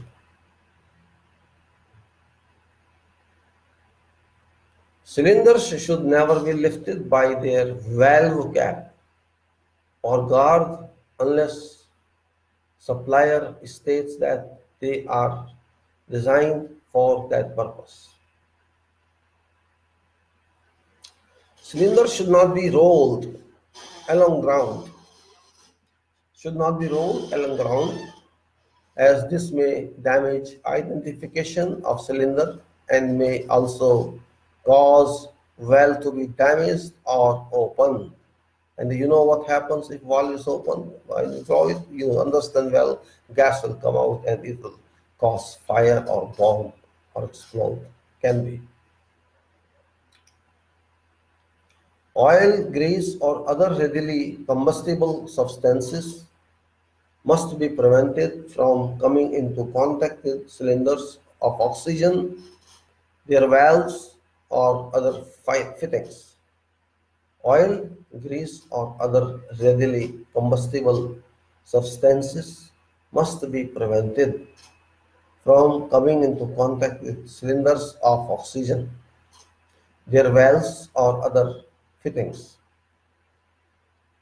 High pressure oxygen in contact High pressure oxygen in contact with oil or grease may explode. Vehicle carrying flammable gases should carry at least one suitable fire extinguisher of adequate capacity, that is, dry powder, in load compartment and additional suitable extinguisher in cabin compartment. Storage of compressed gas cylinders. Storage area should preferably be purpose-built compounds in open air, fenced to a height of approximately 2 meters. Fence should be made of non-combustible material and not inhibit natural ventilation. Means it should be ventilated now. Particularly at low level, steel mesh is particularly suitable. Cylinders should be protected. Cylinders should be protected from hot weather, from direct rays of sun. Tarpaulins or some other cover must not be used in direct contact with cylinders.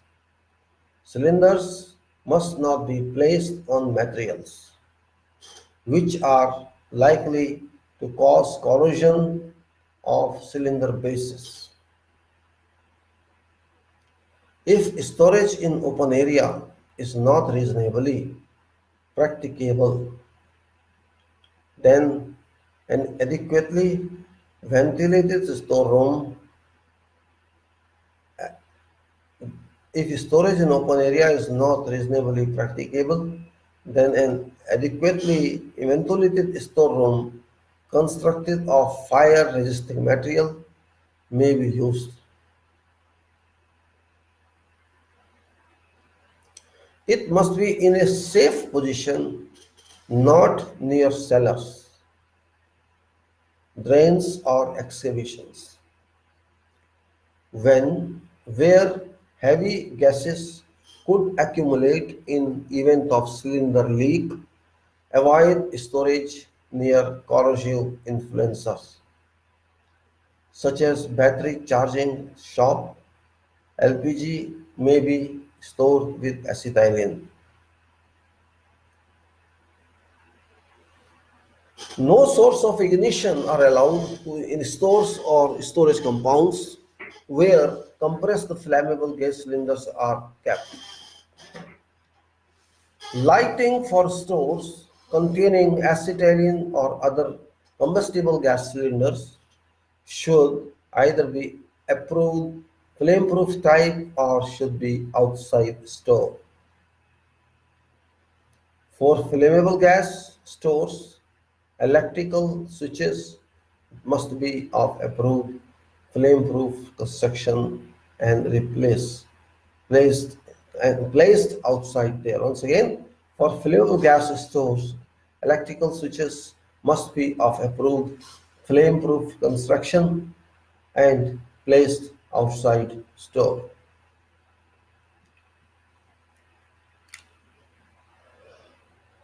Stores or storage compounds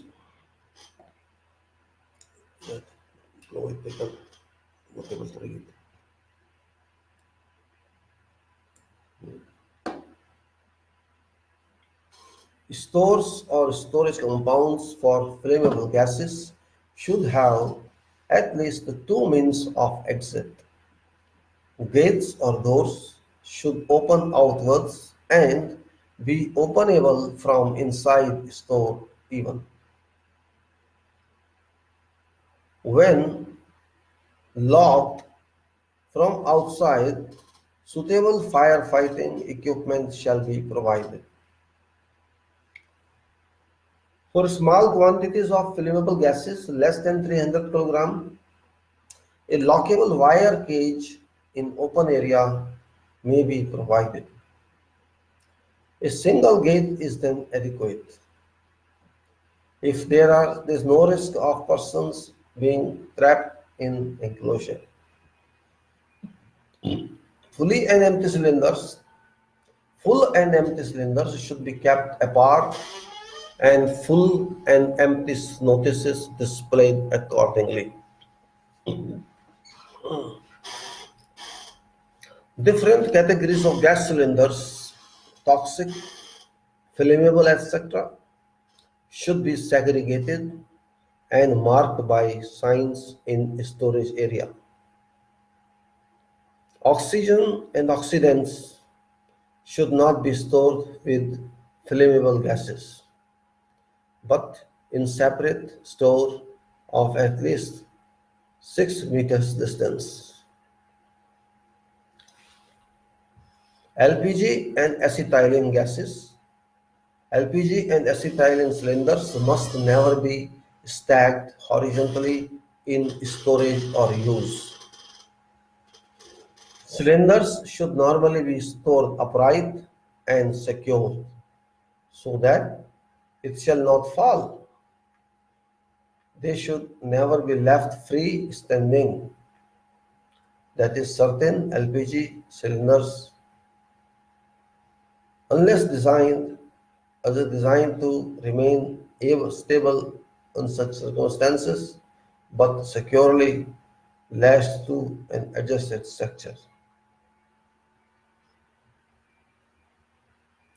Where cylinders contain gases, which permits safe storage of cylinders in a horizontal position, they may not be stacked. Large wedges should then be, let me check it, where cylinders contain gases which permit safe storage of cylinders in a horizontal position, they may be so stacked. Large wedges should then be used at each end of stack. Large cylinders should be placed at bottom of stack, and it should not be more than 4 cylinder high. Particular guide for stacking LPG cylinders in vertical position is here in given. This table says one column is amount of LPG in vertical cylinder and amount of LPG in a vertical column of stack. There are two types, palletized and non-palletized. Up to 6 kilograms, 35 is palletized and 30 is non-palletized. Up to 6 to 15 kilograms, 75 palletized and 45 kilogram non-palletized.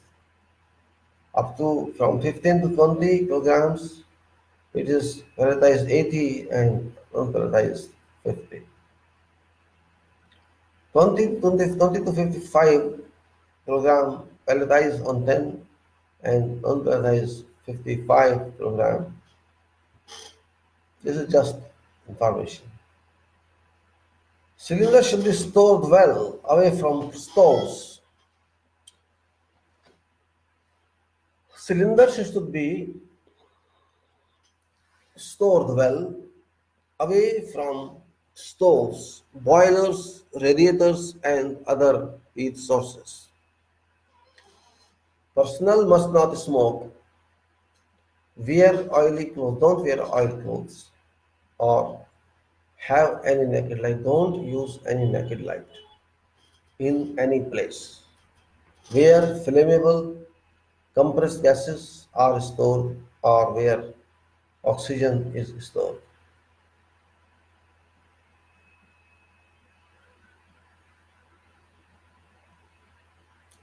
Cylinder valves should be kept in good condition. Cylinder valve should be kept in good condition and grit, dirt or oil. Cylinders valves should be kept in good condition and grit, dirt, oil, greases or water should be prevented from entering them. Should a cylinder become accidentally damaged, it must be taken out of service, labeled as defective, and supplier notified at once. Storage arrangements should ensure adequate stock turnaround. Periodic checks for general condition of cylinders and leakage should be made. Storage compounds, storage rooms must have appropriate warning signs located so that persons both entering or working adjacent are all aware of gases stored and safety precautions to be applied. LPG stores or storage compounds in particular should be provided with external signs reading highly flammable, no smoking and no naked lights. Care in use of cylinders.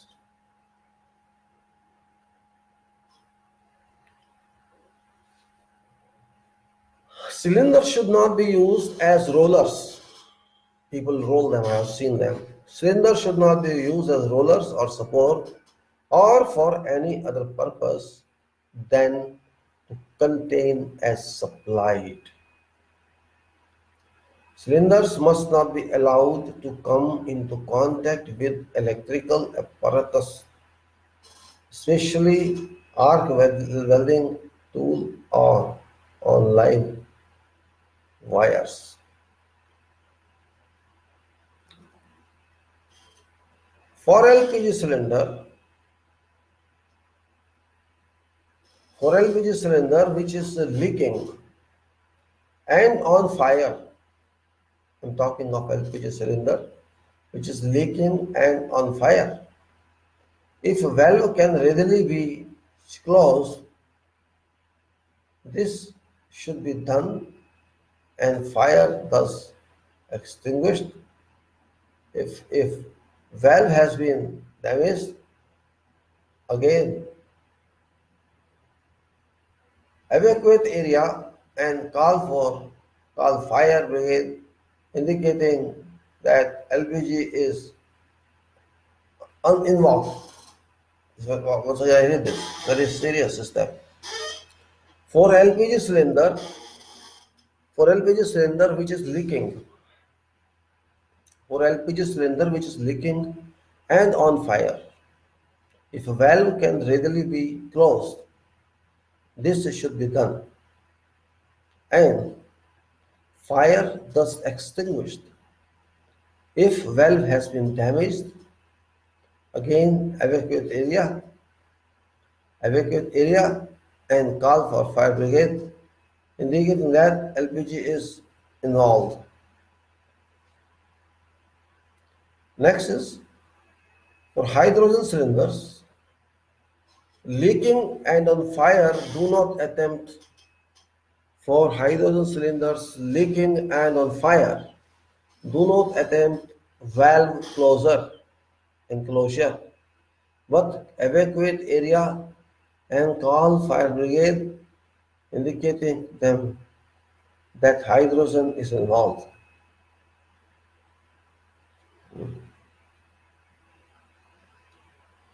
For cylinders containing compressed gases which have become heated by an adjacent outbreak of fire, evacuate area, call for fire brigade, indicating what gas is involved,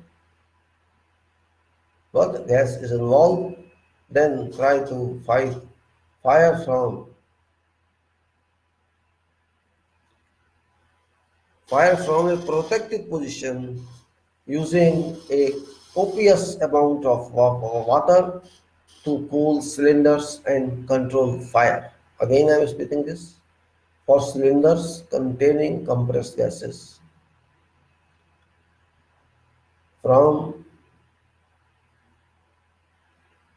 for cylinders containing compressed gases which have become heated by an adjacent outbreak of fire, evacuate area, calls for fire brigade, indicating what gas is involved, then try to fight fire from a protected position using a copious amount of water and to control.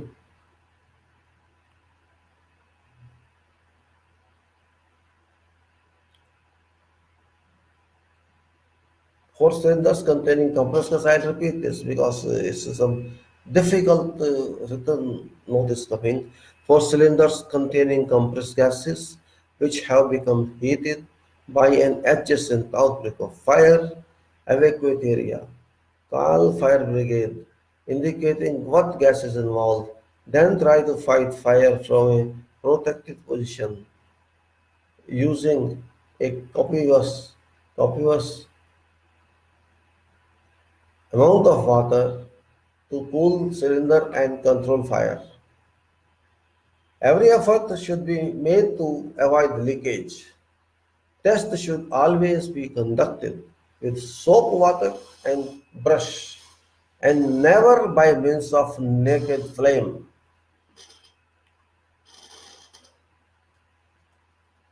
In a confined space, as I discussed yesterday, of confined space, all gases are potentially hazardous. All gases are potentially hazardous in confined space, whether they are toxic or they are flammable.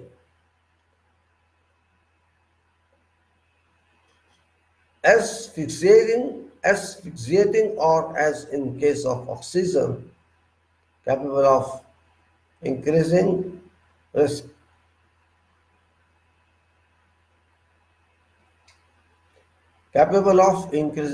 of fire.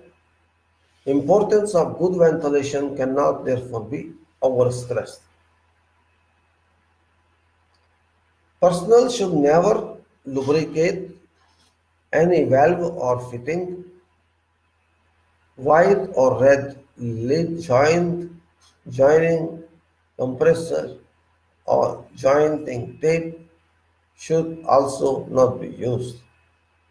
Personnel using never lubricate any valve or fitting, white or red lead jointing, compound or jointing tape should also not be used.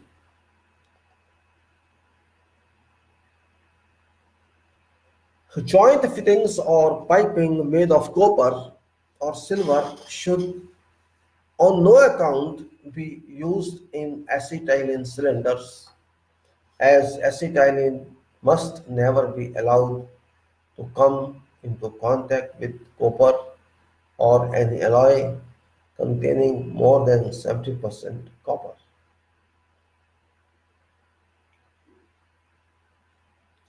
I repeat this. Joint fittings or piping made of copper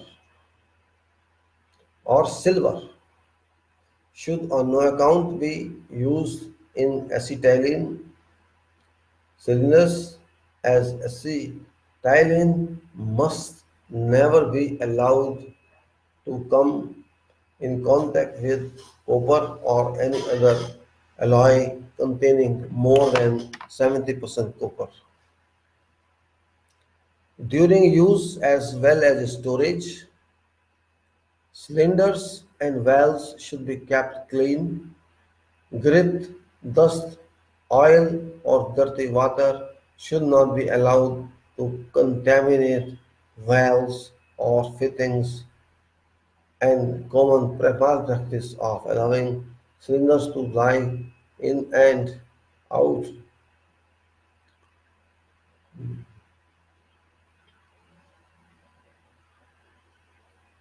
Once again, during the use as well as storage, cylinders and valves should be kept clean. Grit, dust, oil, or dirty water should not be allowed to contaminate valves or fittings, and common malpractice. Common malpractice. You know, grit, dust, oil, or dust, dirty water should not be allowed to contaminate valves or fittings, and common malpractice of allowing cylinders to lie in mud on construction sites should always be prohibited. Vice prohibited. Cylinder valves may be cleared of loose dirt. Cylinder valves may be cleared of loose dirt by sniffing. Sniffing some gas through valve except hydrogen. With all gases, ensure good ventilation when carrying out sniffing operation. Hydrogen should never be sniffed as it may ignite spontaneously. Main cylinder valve should always be shut off when work has to be stopped for more than a few minutes on where cylinder is empty. Cylinder should be Cylinder should be removed from working area and put back into store at end of working period. Valves, regulators and gauges. Valves. Cylinder valves should always be opened slowly. Don't rush. An open valve should be left a half turn back. A open valve should be left a half turn back from full opening. Valve should be closed clockwise, sufficient to stop gas flow, but not wrench shut. Excess force should not be used, and only recommended cylinder valve key should be used. Increase leverage by use of spanner or longer key should be prohibited.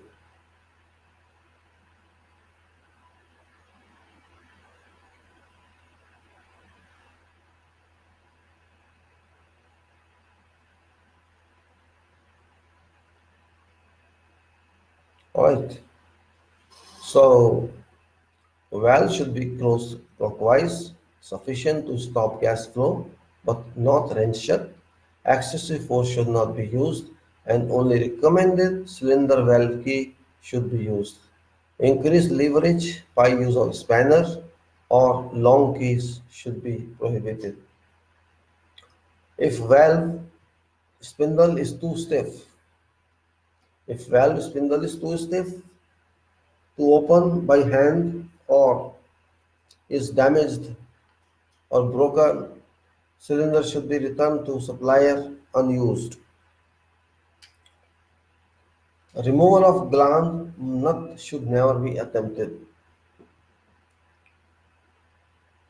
Cylinders should not be moved from place to place with regulators and hoses fitted unless a proper trolley or carrier is used. Main cylinder should always be shut during valve transit. Valve protection guards or caps should, where practicable, be fitted before moving cylinders. Never use a needle valve in place of a regular regulator. Never use a needle valve in place of a regulator.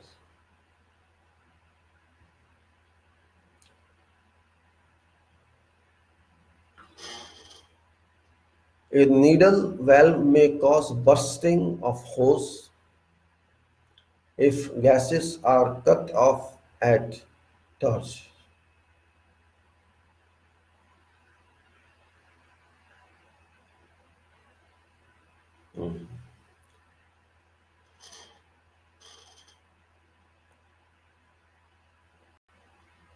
Never use a needle valve in place of a regulator. A needle valve may cause bursting of hose if gases are cut off at torch, as hose shall be subject to cylinder pressure. Use needle valves for fine adjustment only downstream of pressure regulators. Regulators.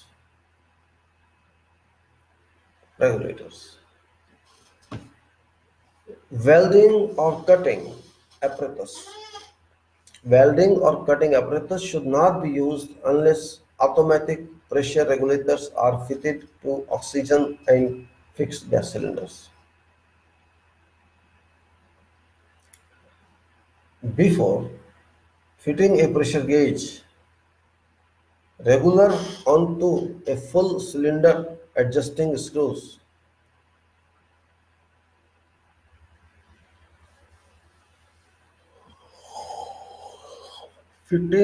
Before fitting a pressure gas regulator onto a full cylinder, adjusting screw for regulating outlet pressure should be set to 0.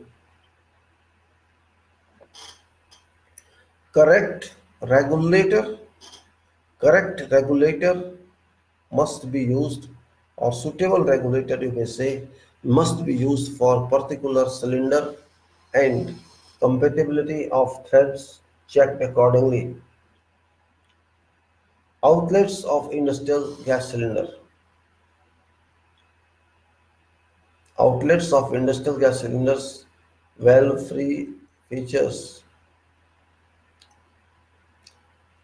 Outlet of industrial gas cylinder valve feature screw 3/8 in BSP thread, right hand for oxygen and non-inflammable gases.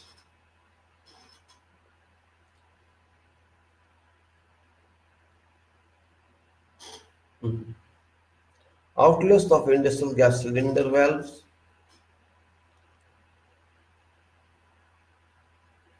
Outlets of industrial gas cylinder valves features screwed 3/8 in BSP thread, right hand for oxygen and left hand for frequency. Outlet of industrial gas cylinder valve features screw 3 or 8 in BSP thread, right hands for oxygen and non-flammable gases. Left hand for acetylene and Malta. Yes. Right hand for oxygen and non-flammable gases. Left hand for acetylene, hydrogen, and flammable gases. A little technical it is. It's not very common. We have to be careful. Cross-threaded connections should never be forced and worn thread. Jointing compounds or tape should not be used. Where cylinders are connected to manifolds or headers, equipment must be properly designed, installed, and fitted with one or more pressure regulators. No attempt be made to interchange regulators. Each is designed for use with a specific gas.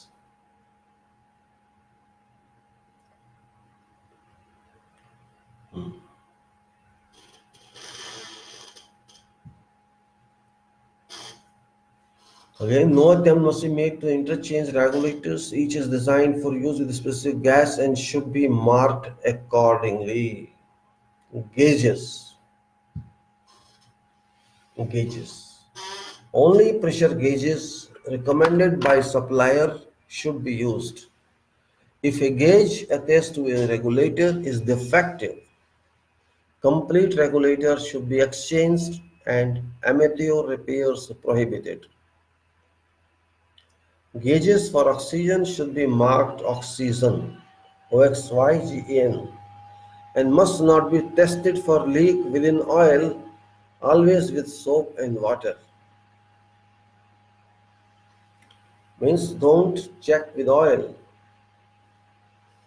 With soap water, you shouldn't check it. Gauges used to show contents of oxygen, nitrogen, and hydrogen cylinders should have a maximum dial reading of not less than 224 bars or 3.3260 22 bar 3260 liters per square meter.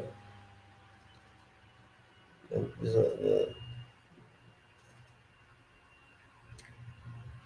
is that okay? Mm. Gauges used Gauges for oxygen should be marked oxygen and must not be tested for leak with oil. Always with soap and water. Gauges used to show contents of oxygen, nitrogen, and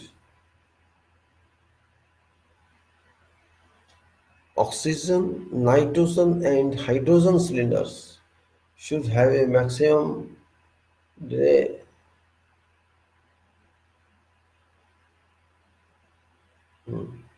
Gauges used to show contents of oxygen, nitrogen, and hydrogen cylinders should have a maximum dial reading of not less than 225 bars.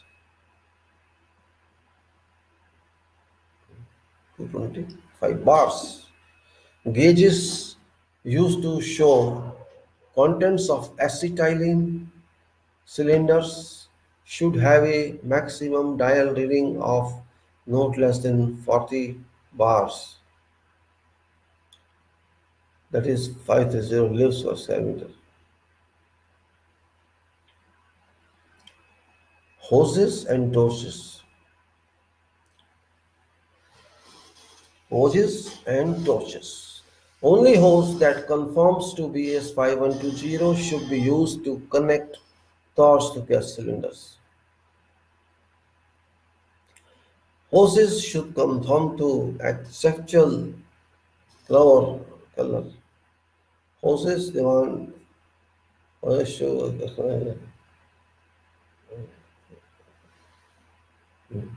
hoses should conform to accepted color coding.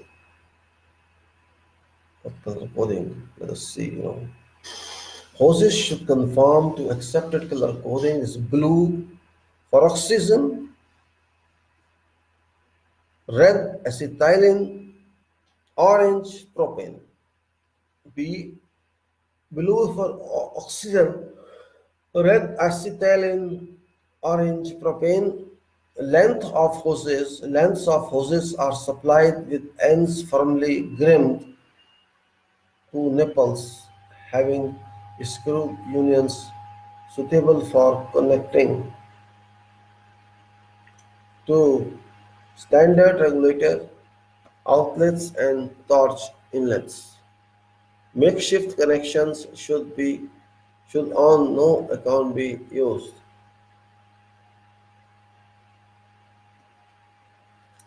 Length of hose should be kept as short as possible. Where hoses must be joined, only approved coupling should be used and dismantled when job is approximate. Hmm? Again, length of hose should be kept as short as possible, where hoses must be joined. Only approved only approved coupling should be used and dismantled when job is being complete.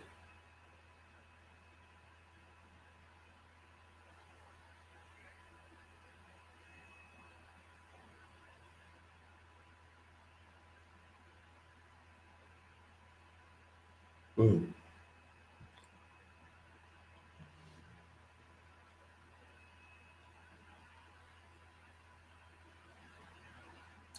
Joint fittings or piping. Joint fittings or piping made of copper should not be used. Before I told where acetylene is used. Non-return check valve. Non-return check valves should be fitted to each hose at torch. As with oxy-fuel gas equipment, flashbacks can occur. HSE approved flashback arresters designed to quench flashback and approved flashback.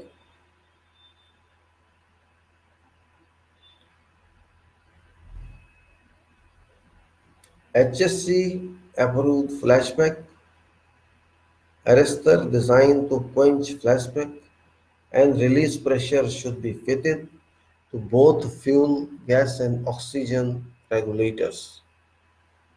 In addition, they should incorporate of out of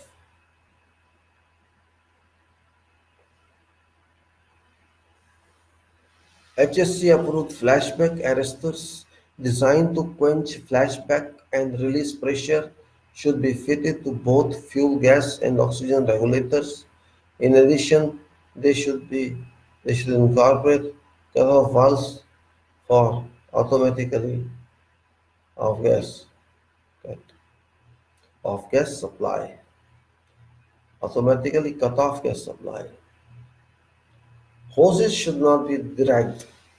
Hoses should not be dragged around sharp corners or placed where they can be they can be run over by side vehicles.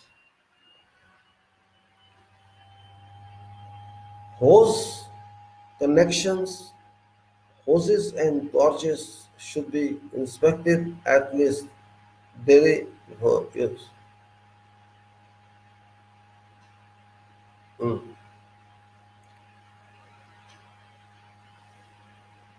Torch nozzles should be examined regularly. You know torch nozzle? Yeah, I think you know that. Cylinder should not be used to support work, nor should torch flame be allowed to come into contact with cylinder. Torch, when alight, should not be on our cylinders. Hmm. Torch, when alight, should not be hung on cylinder or regulator, nor should they even touch even ever in left you know, or left ever be left burning. Torch when alight should not be hung on cylinder or regulator, not nor should torch ever be left burning and unattended. General preparation, general precautions, sorry. Inspect rubber hoses periodically to see that it is free from cuts, cracks, burns, and worn places, and arrange it so that it cannot be run over. Cut by contact with sharp edges, cut by contact with sharp edges or corners, falling materials, sparks, or torch flame. Again, I am reading the general precautions. Inspect rubber hoses periodically to see that it is free from cuts, cracks, bumps, and worn places, and arrange it so that it cannot be run over, cut by contact with sharp edges or corners, felling rattles, sparks, or touch frame. Use hoses.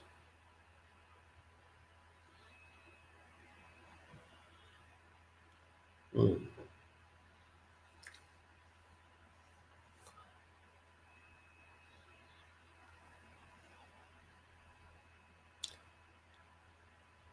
Use hoses which are as short as possible and of equal lengths, and do not coil any surplus hose around regulators or cylinders.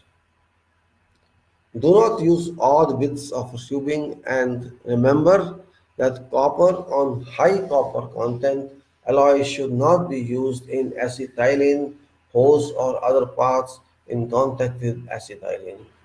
Use a proper adapter.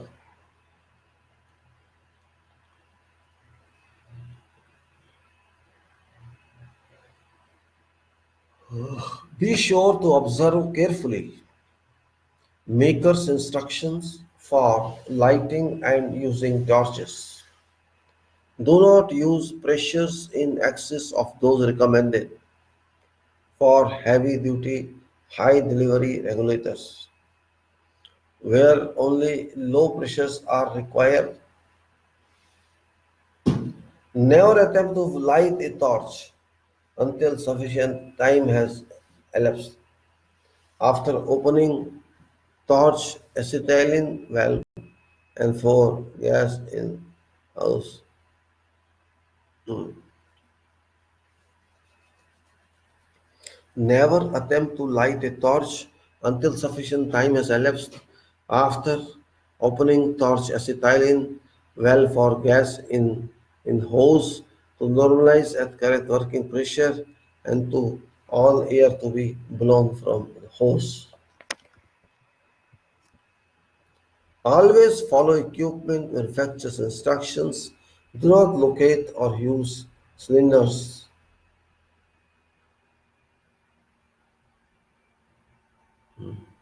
Always follow equipment manufacturer's instructions. Do not locate or use cylinders adjacent to intake of air, compressor, or internal combustion engine.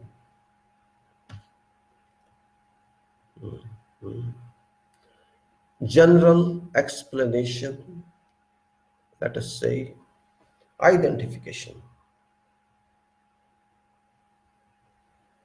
Contents of any compressed gas cylinder must be clearly identified.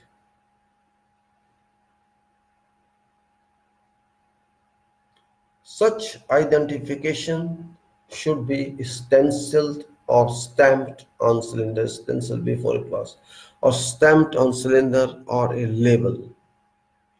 Commercially available three parts, the tag system, may also be used for identification and inventory. No compressed gas cylinder should be accepted for use that does not legibly identify its contents by name.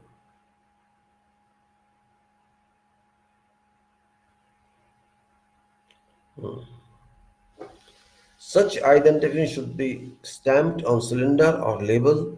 Commercially available three parts tag system may also be used for identification and inventory.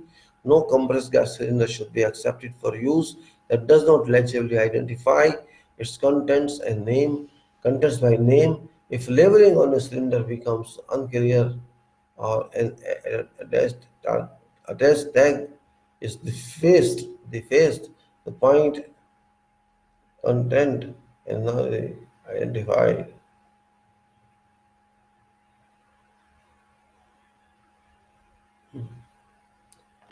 No compressed gas cylinder should be accepted for use that doesn't legibly identify its content by name. If labeling on a cylinder becomes unclear or an attest tag is defaced to point contents cannot be identified, cylinder should be marked contents unknown and returned directly to manufacturer. Never rely on color of cylinder for identification. Color coding is not reliable because cylinder colors may vary with supplier.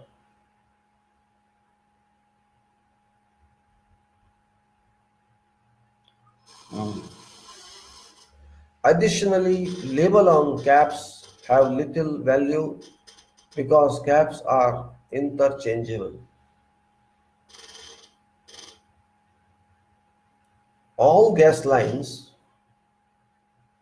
leading from a compressed gas supply should be clearly labeled to identify gas, laboratory or area served and relevant emergency telephone numbers. Labels should be color coded to serve and relevant emergency.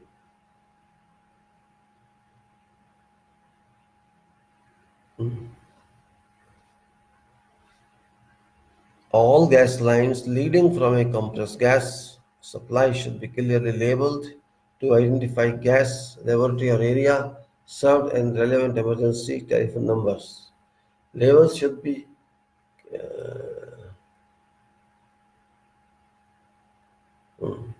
Science should yes.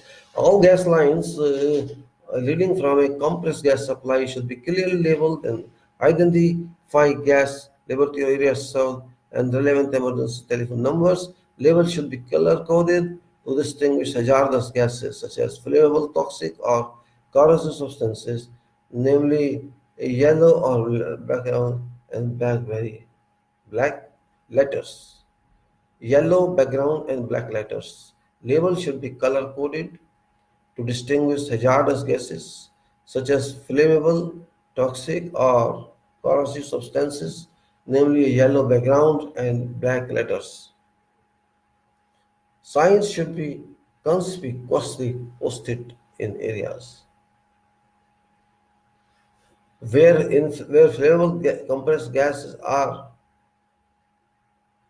stored, identifying substance and appointment appropriate. You know, Signs should be conspicuously posted in areas where flammable compressed gases are stored, identifying substances and appropriate precautions, namely hydrogen, hydrogen, flammable gas, no smoking, no open flames, handling and use. Gas cylinders must be secured or chained all times to prevent tipping.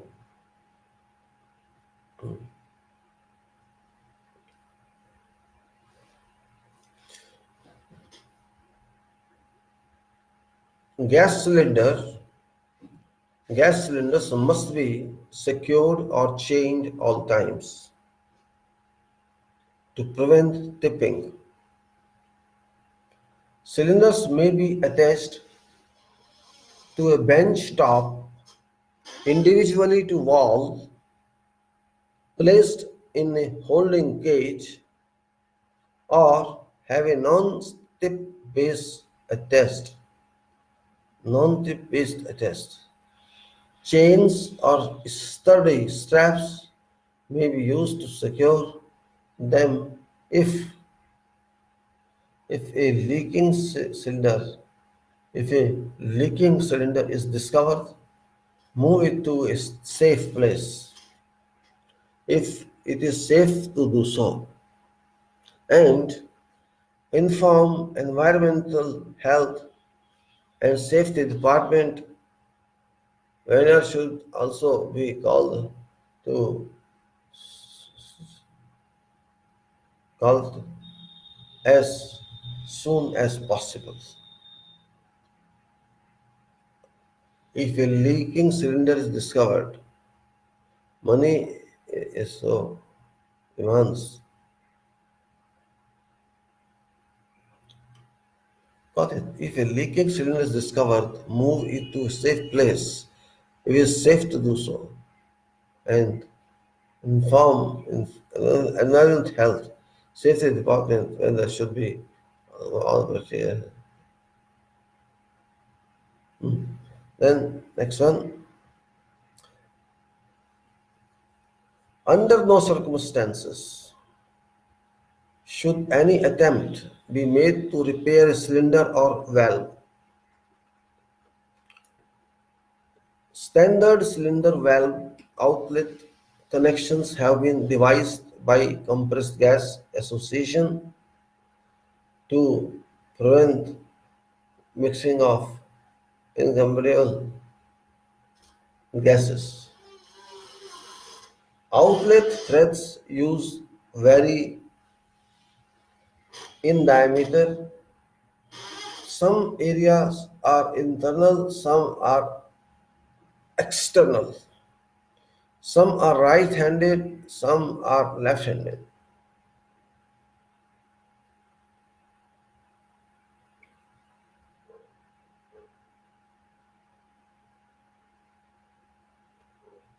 In general, right-handed threads are used for non-fuel. Right-hand cylinders, in general, right-hand threads are used for non-fuel heated and water-pumped gases, while left-handed threads are used for fuel gas analysis.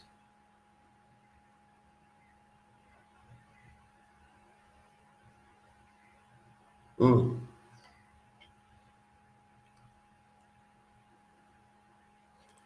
To minimize undesirable connections, only CGA standard combinations of valves and fittings should be used in compressed gas installations. Assembly of miscellaneous parts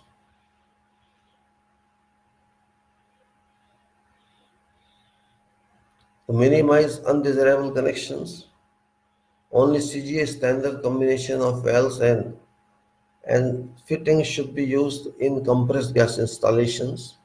Assembly of miscellaneous parts should be avoided. Threads on cylinder valves, regulators, and other fittings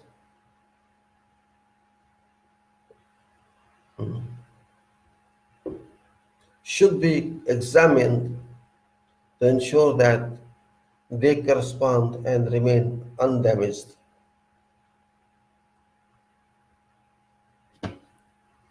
Cylinders should be placed with valve accessible at all times. Main cylinder valve should be closed as soon as it is no longer necessary.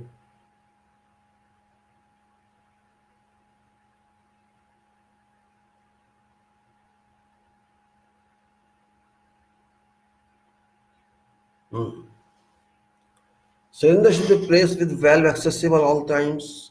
Main cylinder valve should be closed as soon as it is no longer necessary to remain open. It should never be left open when equipment is unattended or not operating. This is necessary not only for safety when cylinder is under pressure, but also to prevent corrosion and contamination resulting from diffusion of air and moisture into cylinder after it has gone. It has been erupted.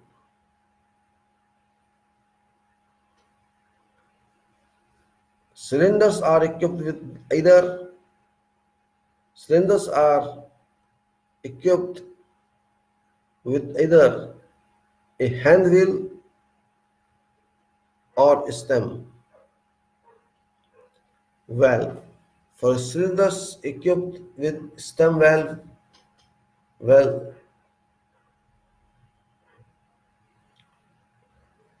When for cylinders equipped with a stem valve, valve spindle key should remain on stem while cylinder is in service.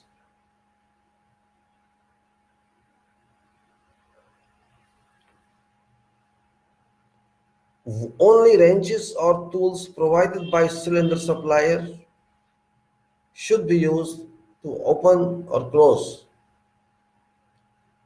a valve. At no time should pliers be used to open a cylinder.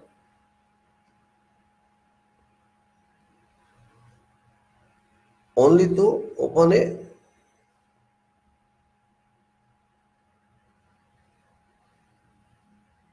Only wrenches or tools provided by cylinder supplier should be used to open or close a valve. At no time should pliers be used to open a cylinder valve. Some valves may require washers. This should be checked before regulator is fitted.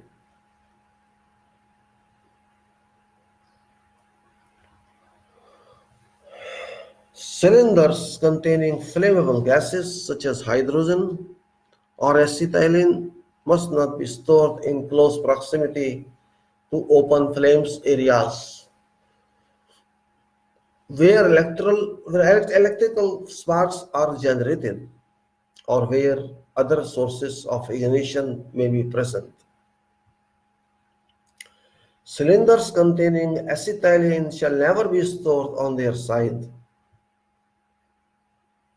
An open flame shall never be used to detect the leaks of flammable gases. Hydrogen flame is invisible, so feel for heat.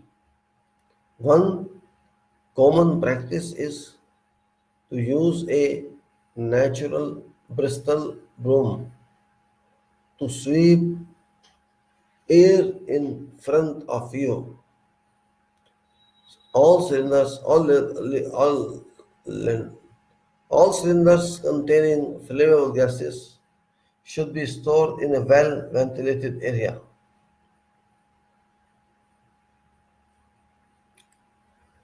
Oxygen cylinders full or empty shall never be stored in same vicinity as flammable gases. Proper storage for oxygen cylinders requires that a minimum of 20 feet or 7 meters be maintained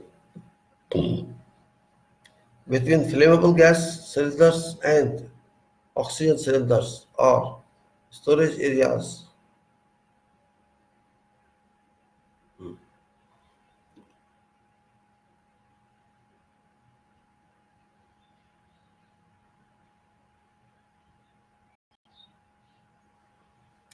Again, I read this para. Oxygen cylinders full or empty shall not be stored in same vicinity as flammable gases.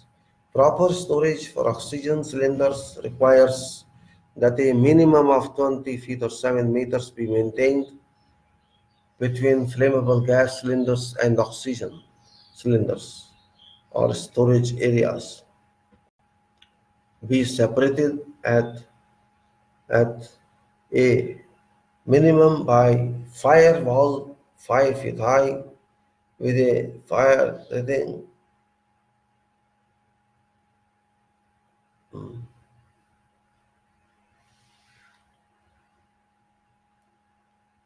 between flammable gas cylinders and oxygen cylinders or storage areas be separated at a minimum by a firewall 5 feet high with a fire rating of zero point 0.5 hours. Fire rating of zero point 0.5 hours. This is for the wall is half an hour. It's not much, but it is too much if it's open area. Greasy and oily materials shall never be stored around oxygen, nor should oil or gas be applied to. Materials shall never be stored around oxygen, nor should Should oil or grease be applied to fittings? Regulators are gas specific and not necessarily interchangeable. Always make sure that regulator and valve fittings are compatible. If there is a question as to suitability of a regulator for a particular gas, check with environmental health and safety services or call vendor for advice.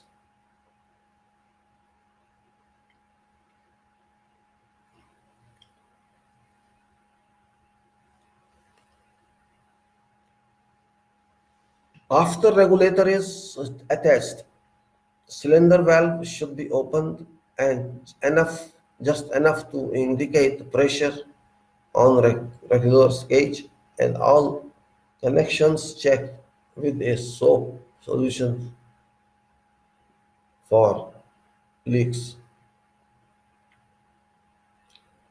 Never use oil or grease on regulator of a cylinder valve.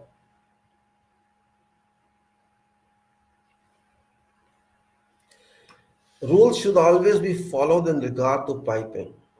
Copper piping shall not be used for acetylene clear. Plastic piping shall not be used for any portion of a high pressure system. Do not use cast iron pipe for chlorine. So copper pipe banned for acetylene, plastic piping banned for high pressure system. Don't use iron pipes for chlorine. Don't do not conceal distribution lines. No embedment. Do surface mounting. This means do not conceal distribution lines where a high concentration of a leaking hazardous gas can build up and cause an accident.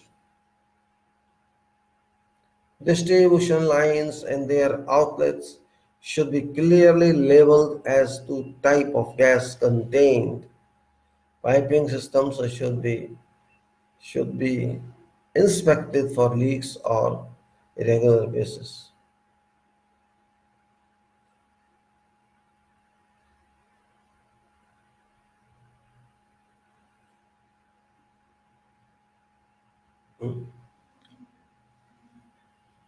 Special attention should be given to fittings as well as possible cracks that may have developed. Piping system should be inspected for leaks on a regular basis. Distribution lines and their outlets should be clearly labeled as to type of gas contained. As a cylinder should never be emptied to a pressure lower than 172 kPa. That's 25 psi per square inch. Residual contents may become contaminated if valve is left open. When work involving a compressed gas is completed, cylinder must be turned off and if possible, lines, blood, and empty and full cylinders should be stored in separate areas.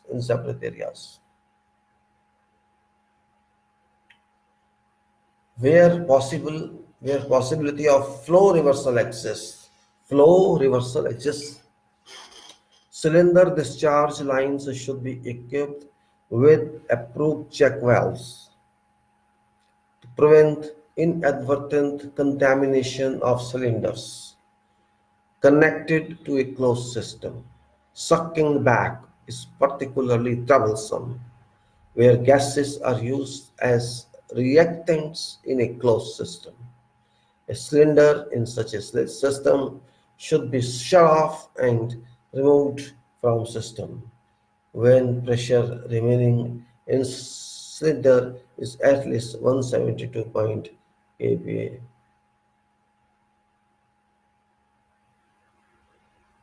If there is a possibility that container has been contaminated, then always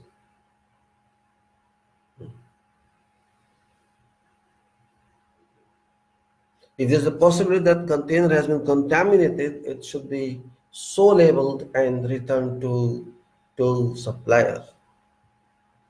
Liquid bulk cylinders may be used in laboratories. Liquid bulk cylinders may be used in laboratories where a high volume of gas is needed. These cylinders usually have a number of valves on top of cylinders. All valves should be clearly marked as to their functions. These cylinders will also vent their contents when a preset internal pressure is reached, therefore should be stored or placed in service where adequate insulation is available. Transportation of cylinders. Cylinders that contain compressed gases are primarily shipping containers and should not be subjected to rough handling or abuse. Such misuse can seriously weaken cylinder and render it unfit for further use or transform it into a rocket having sufficient thrust to drive it through masonry walls. Important, very risky it is. Cylinders that contain compressed gases are primarily shipping containers. Try to understand. Cylinders that contain compressed gases are primarily shipping containers and should not be subjected to rough handling or abuse. Such misuse can seriously weaken cylinder and render it unfit for further use, or transform it into a rocket having sufficient thrust to drive it through masonry walls. To protect valve during transportation, cover cap should be screwed on hand tight and remain on until cylinder is in place and placed for use. Cylinders should never be rolled or dragged. Very plain, I told this one already.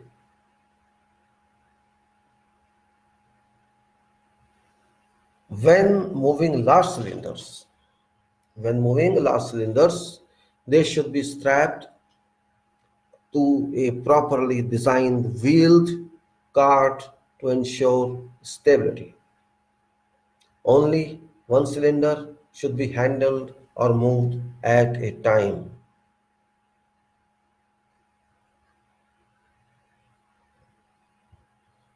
This was compressed gas cylinders statement for technical handling, manual handling, and from safety point of view, which is a very complicated work because this causes grave accidents at many places and it is very risky job. Even you might have heard news that so many accidents happen, so many blasts happen, even at homes where domestically low pressure cylinder is used, gas is used, and that is propane generally LPG. But on plants where these are delivered, produced, and you can find if little mishandling is done, we people are not that careful, and we just I have seen these cylinders are rolled and by legs they kick, and I have seen many vendors, small vendors on roads, they are just handling their way because they are ill informed. Education is not disseminated properly. Suppliers' duty is to tell them, vendors' duty is to tell them. They just write some notes on the cylinders somewhere which can't be read and nobody explains. It is really very, you may say, very small management state that we are not reaching required information to people, and these accidents do happen. Buildings collapse, people die. This happens because of cylinder. It is different type of material, very strong material, but compression is also very strong. So just little leak can cause havoc, but nobody cares. I have seen in Gulf countries when this truck passes this carrying cylinders, they just give alarm on road.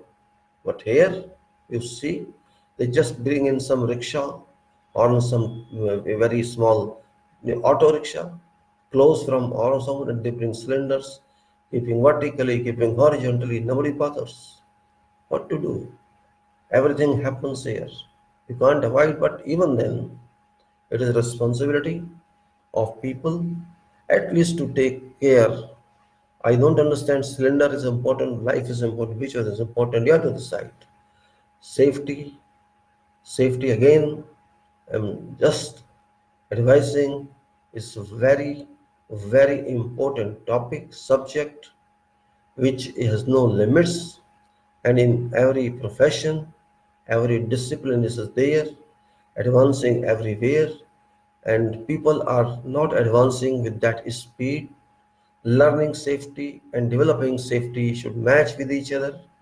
Safety is taken as if it's a waste of time.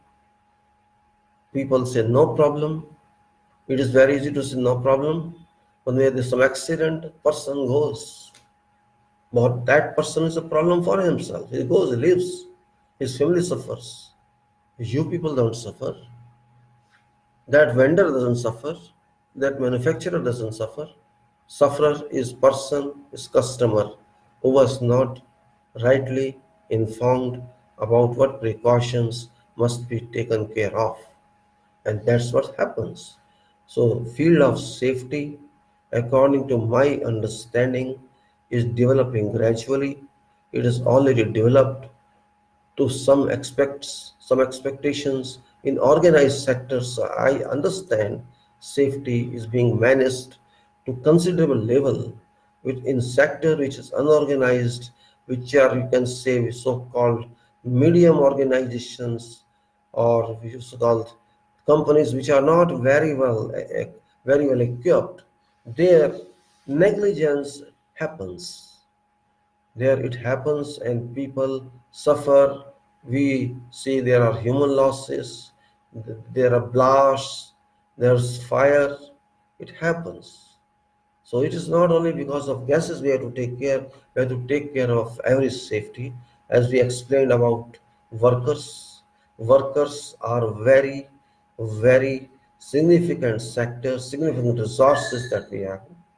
And if we don't care for workers, we cannot work. So simple is the statement. If you care for your workers, first of all, you shall get their regard. They will consider you elder brother or your parent.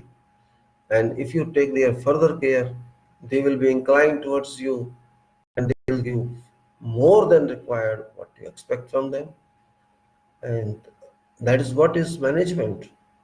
You are paying them and they are exchanging with you their work.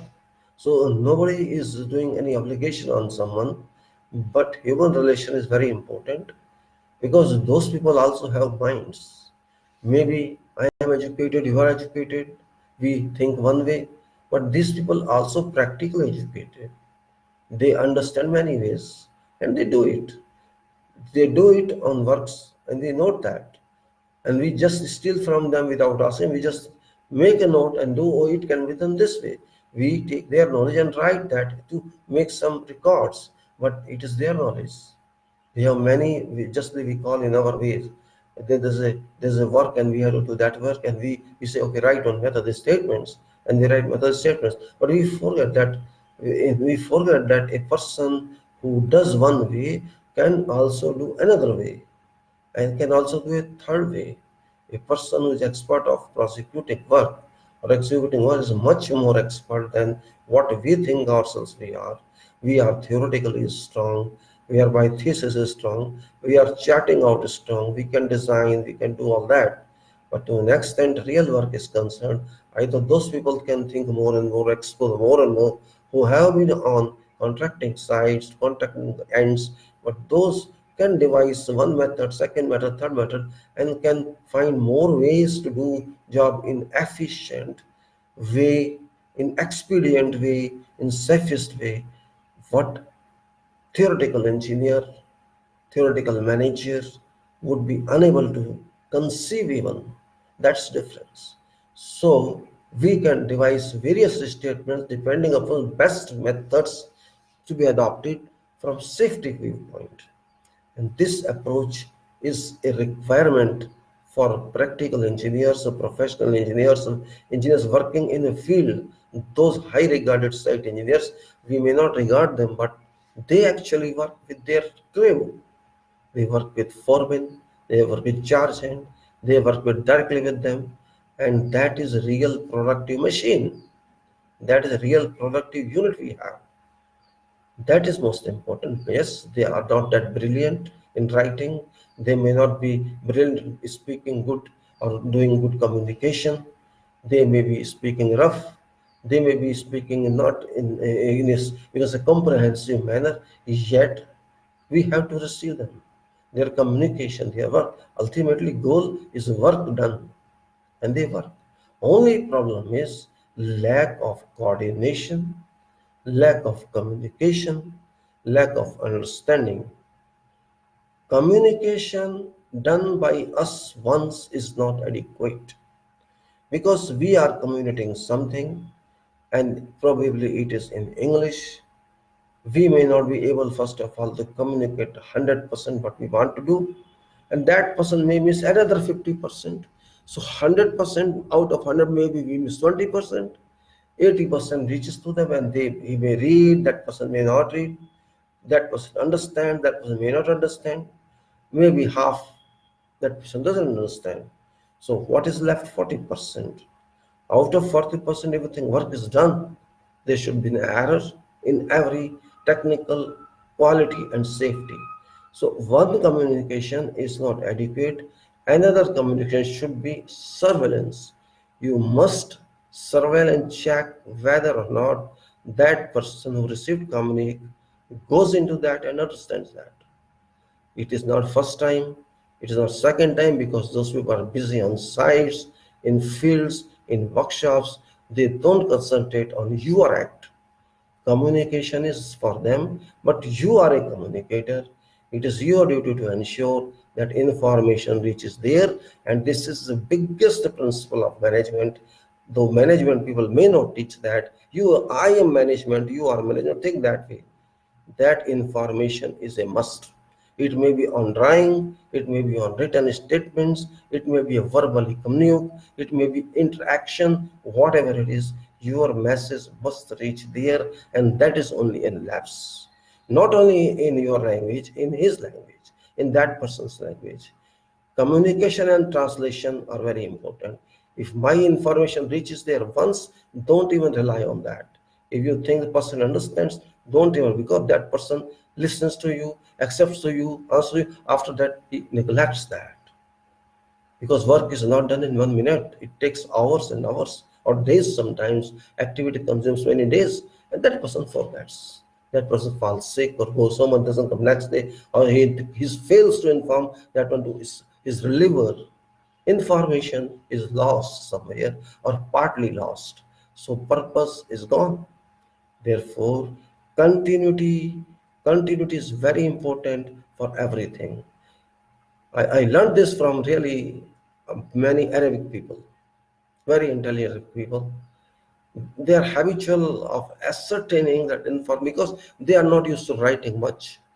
These people don't believe in too much writing.